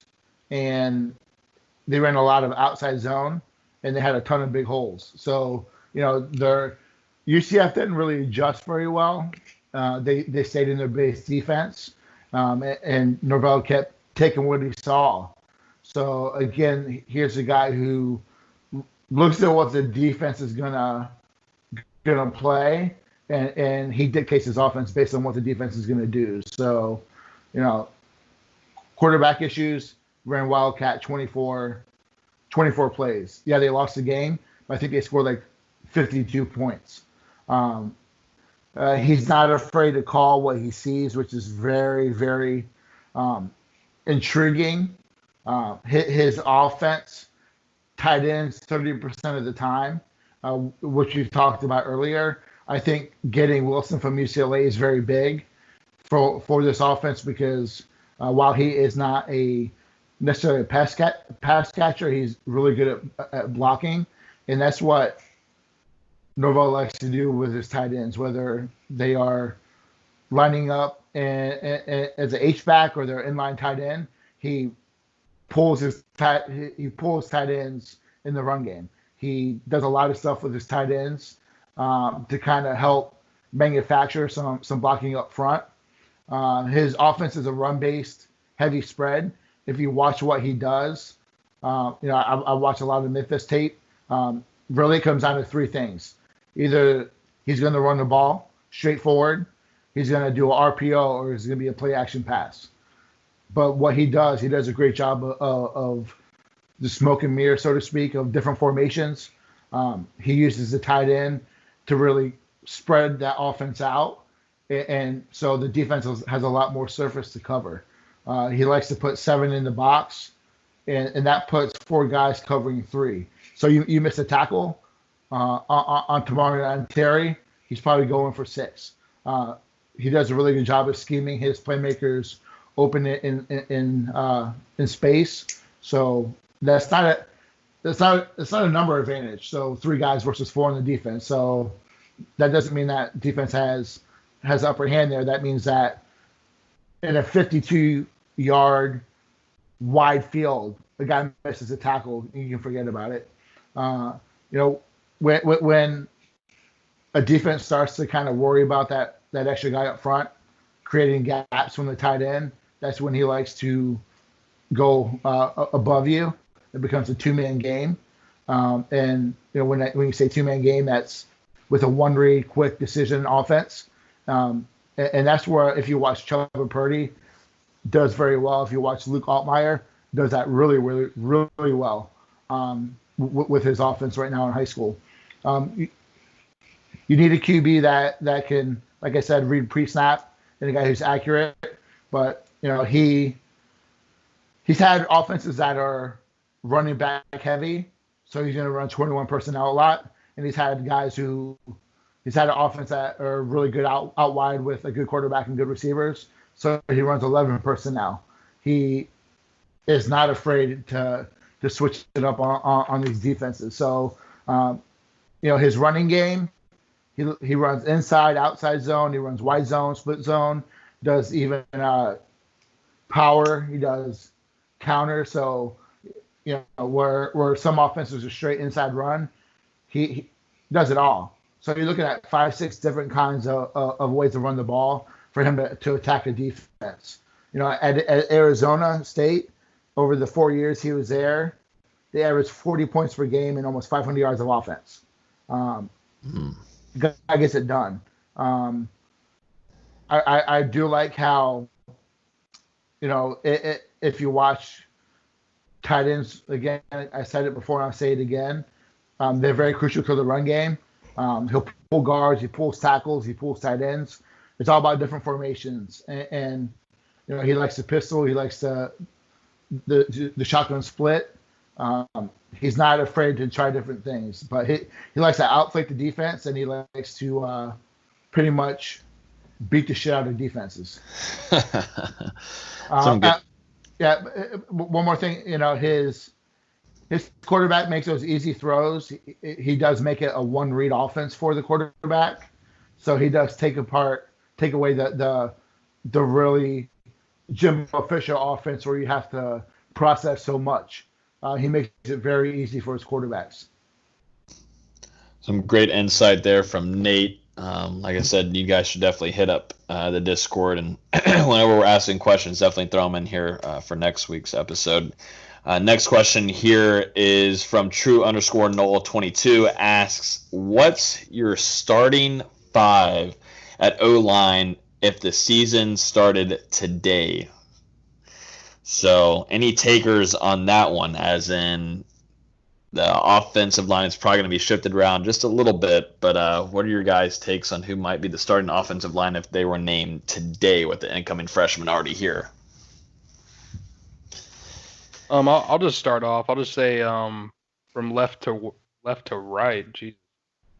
Darius Washington at left tackle, Dante Lucas at left guard, Bavion Johnson at center, Brady Scott at right guard, and then FIU grad transfer Devontae Love Taylor at right tackle. I've been flip-flopping between Johnson and Baselli at center, but I've heard some stuff recently that really makes me think Johnson is going to step up and take the job.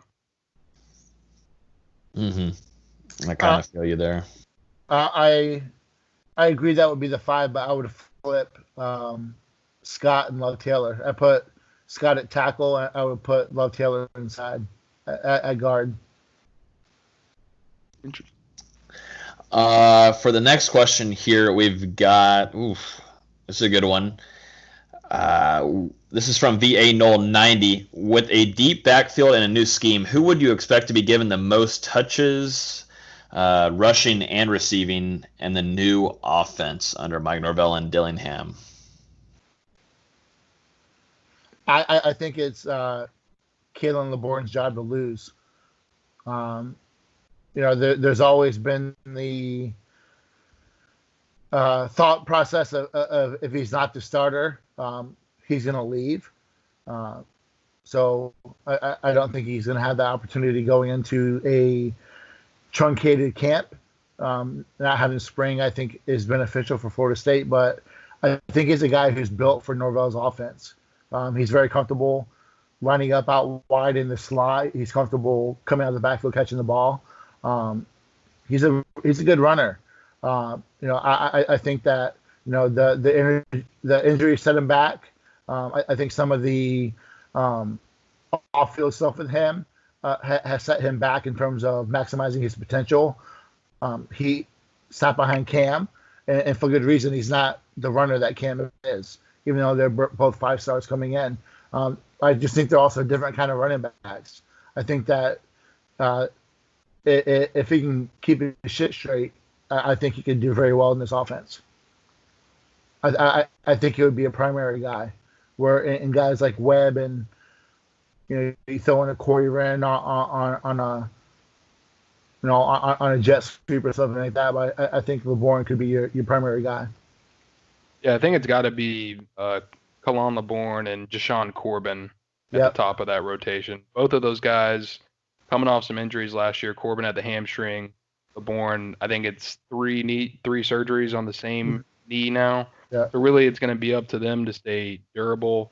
And like you said, Nate, if not, you've still got guys like Anthony Grant and Corey Wren, maybe Ja'Kai Douglas as well, and Webb as well. So, I mean, that running back group is really stacked. So even if a guy does go down with an injury, you can put another guy who's very versatile right in his place. I think Florida State did a good job adding Corey Wren and Webb before the February signing period. I would be remiss if I did not mention 2 guys. You already said Corbin, who I think that eventually will be the guy. I don't have faith in LeBourne doing what needs to get done. I just don't. And then don't sleep on Philly. He's Forgot about him. He's not so many guys. I was gonna state that it is ridiculous. And what the crazy thing is, we didn't get to see him during the spring, or we would have noticed a lot of these guys. But I think a lot of people are missing on these guys. It's expected. We didn't have a spring, but man, Sheffield started the bowl game, so I mean, you've still got a walk-on down there at 7 or 8 in the rotation who can contribute if you need to get that far down. And the other walk-on Ward, who I think is better than Sheffield, who played in the bowl game. They both look good. He averaged 7.5 yards a carry. And that was a guy who turned down lower Division I offers to come and be a walk-on at Florida State. So you have 8 guys now who can play for you. Which is, I mean, no big deal. I mean, that's 8. Like Nate just said, that's 8 cats that that I think not. They have just a different kind of. Each have their own kind of talent to them on their tandem. Like there's multiple tandems that you could even use in different schemes. It's kind of ridiculous. We just haven't been able to see them, and we're used to seeing them in practice and maybe getting some nuggets here and there and inside, then go into a spring game and watching that and seeing like, oh, okay, so he's most certainly going to play some games. You'll go to a spring game and say, oh, all right, homeboy is going to be playing in the fall, but we just haven't had that in the spring. So there's so much talent back there in that backfield, and it goes to show, Norvell is really plugged it up where it looked really like a problem whenever Florida State was heading into the Arizona State game. And now look at it now. Nate just said 8 players. There's a lot of talent back there for whoever the quarterback's going to be next season. This next question is going to come from True_Nole22 from the Discord. Asks, who has the best chance to be an impact freshman? Pretty good question here. Out of the whole class, I would say I narrow it down to 5 guys. Number 1, I put Chubba Purdy. Chubba Purdy's coming in to be a starter. I think that's going to be an interesting competition as the season goes on. Demore Tate, who I thought was a top cornerback in the country last year. He's going to take someone's job. Steven Dix, like you said earlier, he's going to bust your head. Corey Wren, just a guy who's just that dynamic in the open field, who can take a little crease and he's gone. And then Ja'Kai Douglas, who I think both those guys are a little interchangeable. They can play in the slot and they can play special teams. They can play, that third down back. They can play running back. So I think those are 2 guys who are going to play special teams and be a mismatch that Norvell will create for them. And yeah, adding on to those guys, 2 guys I'll bring up real quick. I don't know if you said DJ Lundy or not, but no. He's not going to start or anything next year, but I definitely think we'll see a couple hits where we're like, all right, this kid could really be something in the future. And another guy, people don't usually get all hyped up for punters, but Alex Maschermano coming in, the punter from down under.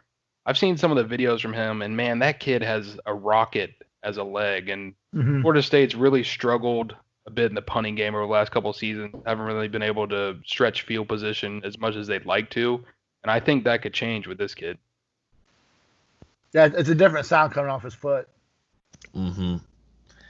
Austin, do you have any incoming freshmen you got an eye on? Making sure you're still awake. This is just kind of like a wake-up call to make sure you're not Scotty playing Call of Barnes. Duty. Wait, actually, hey, they didn't say football or basketball. Is Austin still awake? Austin's mic is on mute.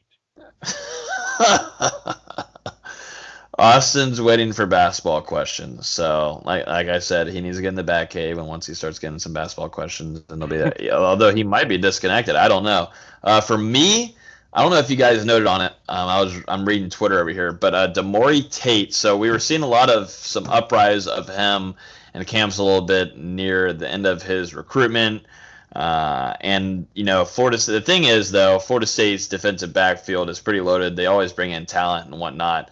But like Dustin said with Lundy, he might not be a starter right off the bat, but I think he's going to create an impact and a lot of competitiveness from the back of behind the scenes. I think he's got just a good body for his frame as a DB, and I think he's going to be kind of like a guy that comes in as a young cat. The older guys are like, okay, he's kind of got an edge on us. He's got the talent, and he's going to create good competition. And once fall starts, so he's kind of a quiet guy too. We don't hear much from him. Also, so a guy to keep an eye on heading into the fall. All right, here we go. This is from definitely not Josh Newberg. So we have Buddy Elliott and Josh Newberg in here. We need answers from these 2 guys. But definitely not Josh Newberg from the Discord asks, do we land a 5-star recruit this cycle? No. Not unless Luke Altmaier gets a huge bump. Not unless they bump Destin Payson. Not unless something happens, they land Arnold or they fix the situation with Trigg. I do think Keon Coleman is someone that will eventually be a 5-star receiver. That would be the 5 that you would consider, but they're not going to land a 5-star in the trenches. They're not going to land a 5-star linebacker. They're done pretty much there.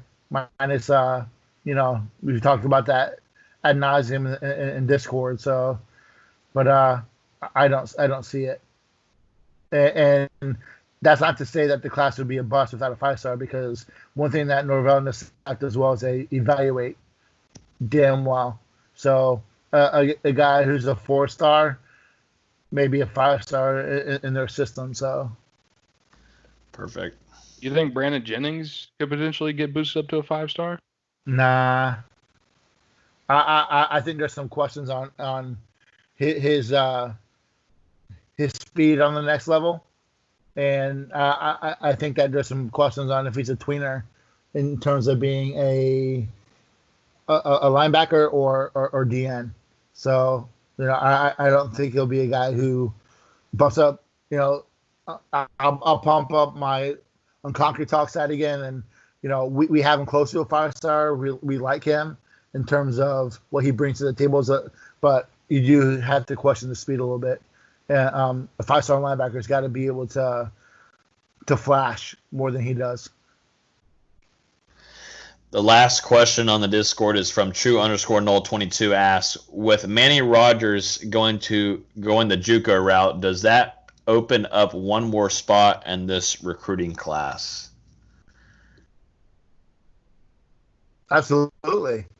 I think it makes getting Levet even more impactful for Florida State, because now they signed one D tackle in 2 years, which is, those numbers are going to go very lopsided very quickly. They have a lot of bodies there if you look at the depth chart, but they don't have people 2 to 3 years on the road, and that's where Manny Rogers could have came in and been helpful. And signing one is not good enough in any year. I think you always have to take 2 to 3 defensive tackles, because, like offensive line, like Dustin said earlier, there's a high bust rate. A lot of guys get injured. Just look at Florida State and what they've had attrition-wise there over the last 2 to 4 years. So, absolutely. And I would use that spot for a D tackle, whether it's JUCO or from high school.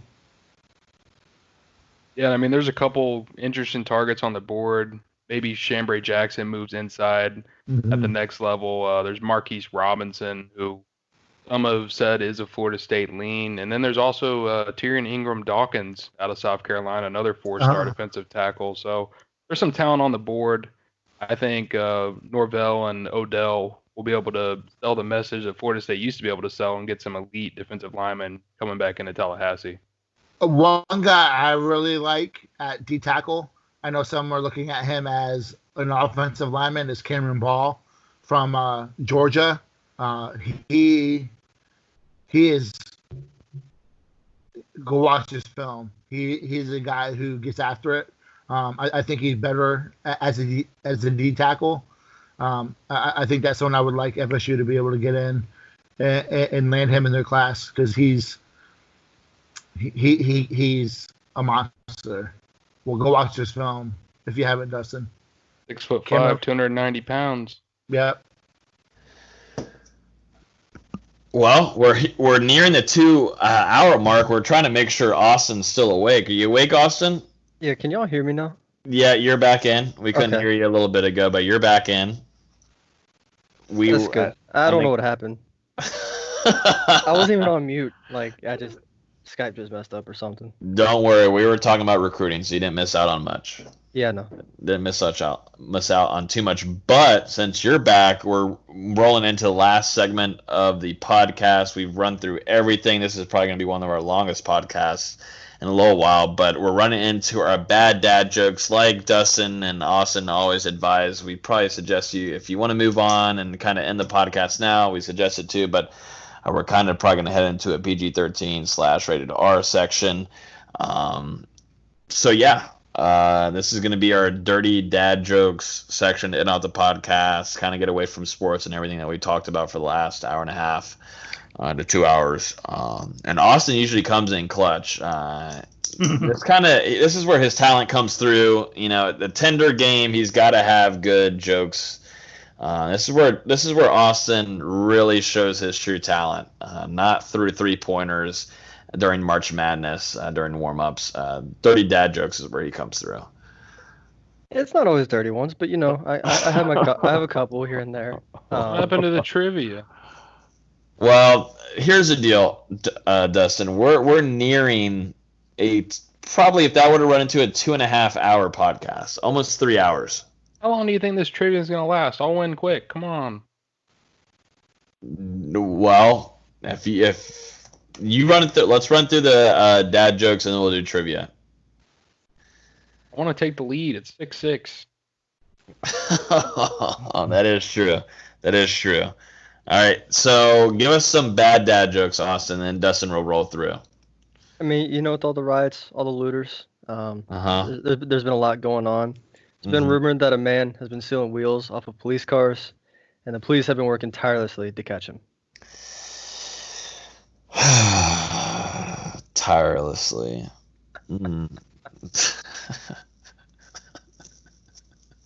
I love how Dustin's probably violently hitting his keyboard to find a dirty joke because he's not even on. I'm not saying a dirty joke. Yeah, you are. I've got a joke. Do you really? Yeah. Okay, you gotta impress Nate on here. Nate is actually a dad. Nate is actually a dad, so he needs to be.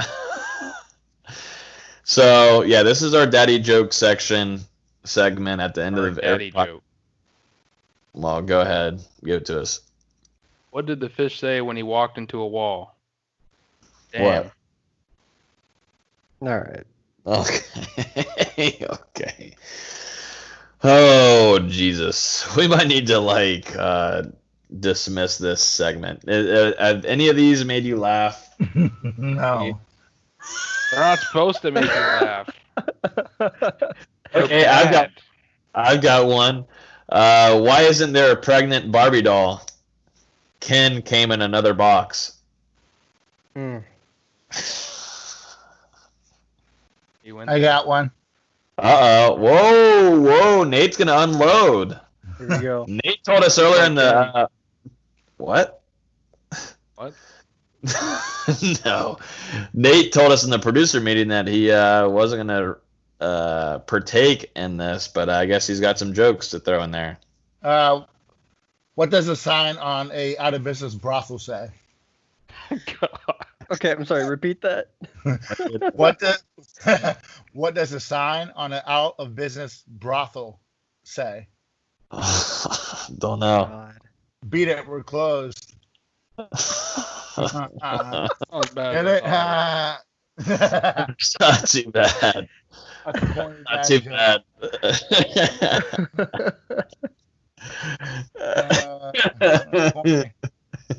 That's pretty good. What do you call an IT teacher who touches the students? What is that? A PDF file.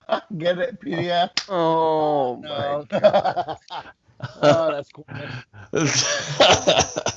We need to make sure Nate goes to bed. Oh my God. Yeah, so we're heading that way, huh? We're heading that way. Austin, can you head us anywhere near that department? We're heading to rated R section. Yeah, actually. Okay. Austin knows. Tender game. Here we go. Yeah. No, actually, a couple weeks ago, the lesbians next door gave me a Rolex, and I think they misunderstood me when they said I want to watch. That's good. Okay. All right. What we're doing. This is better. This is better than usual. Here we go. You ready? What do you get when you jingle Santa's balls? A white Christmas. Oh God.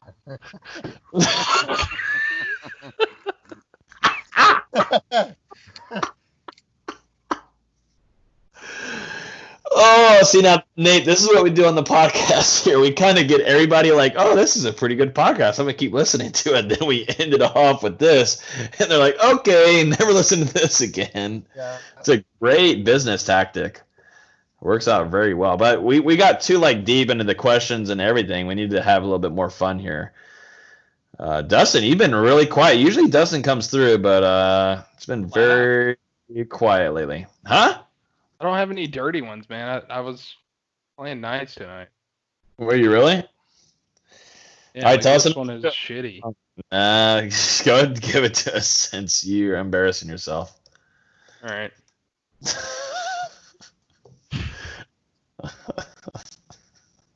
Why did the man dump ground beef on his head? Because he wanted a meteor shower.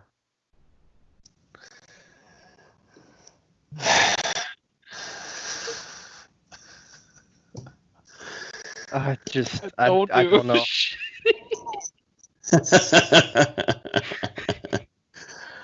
Alrighty.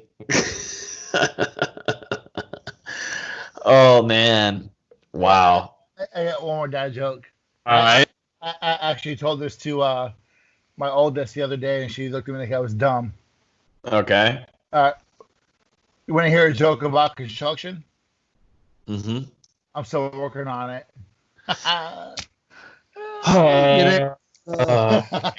You're added in with Dustin right now. You're still added into it with Dustin. Oh man, Austin, you got one more before we run into FSU trivia to end off the podcast. I've been looking. I'm out of bookmarks. I've been looking. Oh yeah. Or I've at least been looking for a dirty one. I've got a couple clean ones, but. You are a rated G kind of guy. I mean, sometimes. I got a good one. Go ahead. Go ahead. What's the difference between a tire and 365 used condoms? Okay. Oh, no. One's a good year. The other's a great year.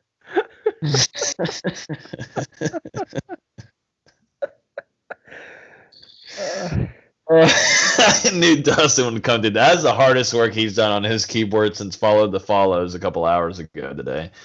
Wow. And good stuff there from Dustin Lewis, our lead writer and editor. I knew I could come in with what the people want. That could also be a good dad joke, but I don't know if you used it or not. Austin, you got one more before you jump into FSU trivia? What do you got? Anything? I've been looking. I mean, this one's not bad.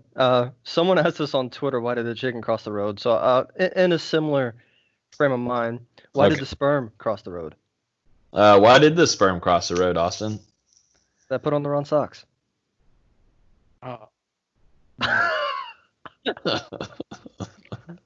Bro, listen to this one. This one's nasty.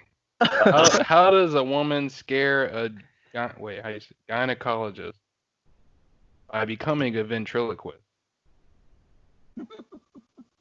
Wow. The mental imagery of that got me. Yeah. Nate's back here laughing his ass off silently.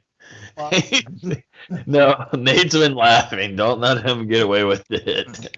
He's been laughing.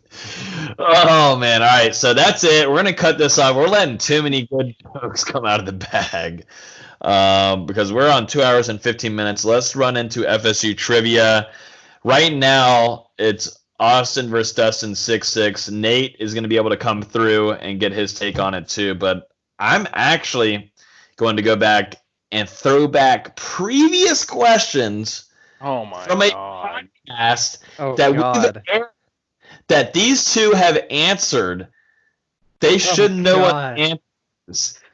This is where people get embarrassed. And welcome to Hear the Spear. Welcome to the Austin and Dustin show. Welcome. One of the really stupid ones. Yeah. I'm going to start off easy. Here we go. You ready, Nate, Austin, and Dustin? Sure. All right. What year did Brian Stork win the Dave Remington Trophy? 2012. 2013. 2013. 2013 is correct. Everybody's right. Okay. We move on to stage number 2. Nate, you can't answer first, man. You can't give him the answer. Uh-oh. Nate's got his... here we go. Wait, no. Hey, we're back. Nate has lost his zapping. We're back. Okay. Next question is... Maybe? I'm not allowed to answer. Oh, no. You're... Dustin just saying Dustin thinks I copies everyone's answers when I'm really just smarter than him and wait for him to answer. That's because then you're copying. Heard. The tailgate should be really fun this year. Anyways, the Manning Award. In what year did Jameis Winston win this as the best quarterback? 13. Nate? 13. 13 is correct. 13 is correct. I thought it was 2012. Shut up. Someone, I don't know what to get him in. Water's not going to help. All right, here we go. Doritos. Here we go. A little bit more intense. And like I said, Austin and Dustin know the answers to these. So if they embarrass themselves here publicly, then it is what it is. And It wouldn't be the first time. Yeah, we know. And what Just year the did? bad jokes. Yeah, exactly. And what year did Graham Gano? Graham. It's like near 2 hours. Like I said, Natty Ice. When are we gonna get the promotion here? Anyways, Graham. what year did Graham Gano win the Lou Groza Award for the best kicker in the country? What year was it? I was gonna guess 8 as well. I don't know. Yeah, It's 2008. Okay, 2008 is the answer. Wow, everybody's on a roll right now. Here we go. In what year did Dalvin Cook win the Jim Brown Award for the best running back in the country? Oh, I remember you asking this. Oh my god. 2015. Yeah, I think it's 15 because he was hurt more in 16. Mm-hmm. 1, 0. What's your answer, Dustin? 2015. 2015 is the answer, Dalvin Cook. Okay, here we go. Let's get to past history on here. We have a couple of the older Noles listening. So here we go. 1999. In what year did Peter Warrick win the Paul Warfield Award for the best wide receiver in the country? Just said it. 98. 5 seconds. 99. 4. 99. Yeah, 98. I know one. I'm I think going last time 98. I think last time I said 2000. What do we got? What do we got, everybody? That's why it's 99. Holy smokes. If I heard it correctly, Dustin might be the solo guy here. Dustin is the only one that said 1999. Nate and Austin said 1998. Peter Warrick won the award in 1999. Dustin takes a 7-6 lead. Guys, Logan said the answer when he read the question. Wow. Did I really, though? I mean, the first thing you said before you said the question, you're like 1999. What year did Peter Warrick win the I'm like 1999. Yeah, I did. Here's the deal. Nate and Austin just weren't listening to me. I can't believe. I never do. Austin, we need to talk after the podcast. I kind of figured they, the media just screwed him over in 99 after Dillard, so. Yeah. Got some. I always get my Dillard's things mixed up. He didn't have a way better year. He had a way better year in 98. Yeah, he did. Not way better, but better. Wow. So that's it. So I can't believe all of this. That is a complete Storybook. Hornibrook, sorry, we were talking about him earlier where he should never even seen the field. Storybook potential right there where Dustin just took the lead 7-6. I'm writing that down right now. It was 6-4, and since then. Wow, Dustin. I told you tonight I was coming for revenge on all fronts, Austin. Damn. Since then you've gotten a multiple choice, a rehash of a question where he gave you the answer, I just didn't want to pay attention, and a numbers uniforms question where he gave you questions on the roster. I'm good at making up excuses too, bro. I'm just saying. Hey, like I said, y'all handle that in the Discord DMs. That's a new wave. I'm just saying, all it says is Dustin 7, Austin 6. And it's gonna say Austin 66, Dustin 7 by the end of the year, or whatever. How many of our podcasts we do?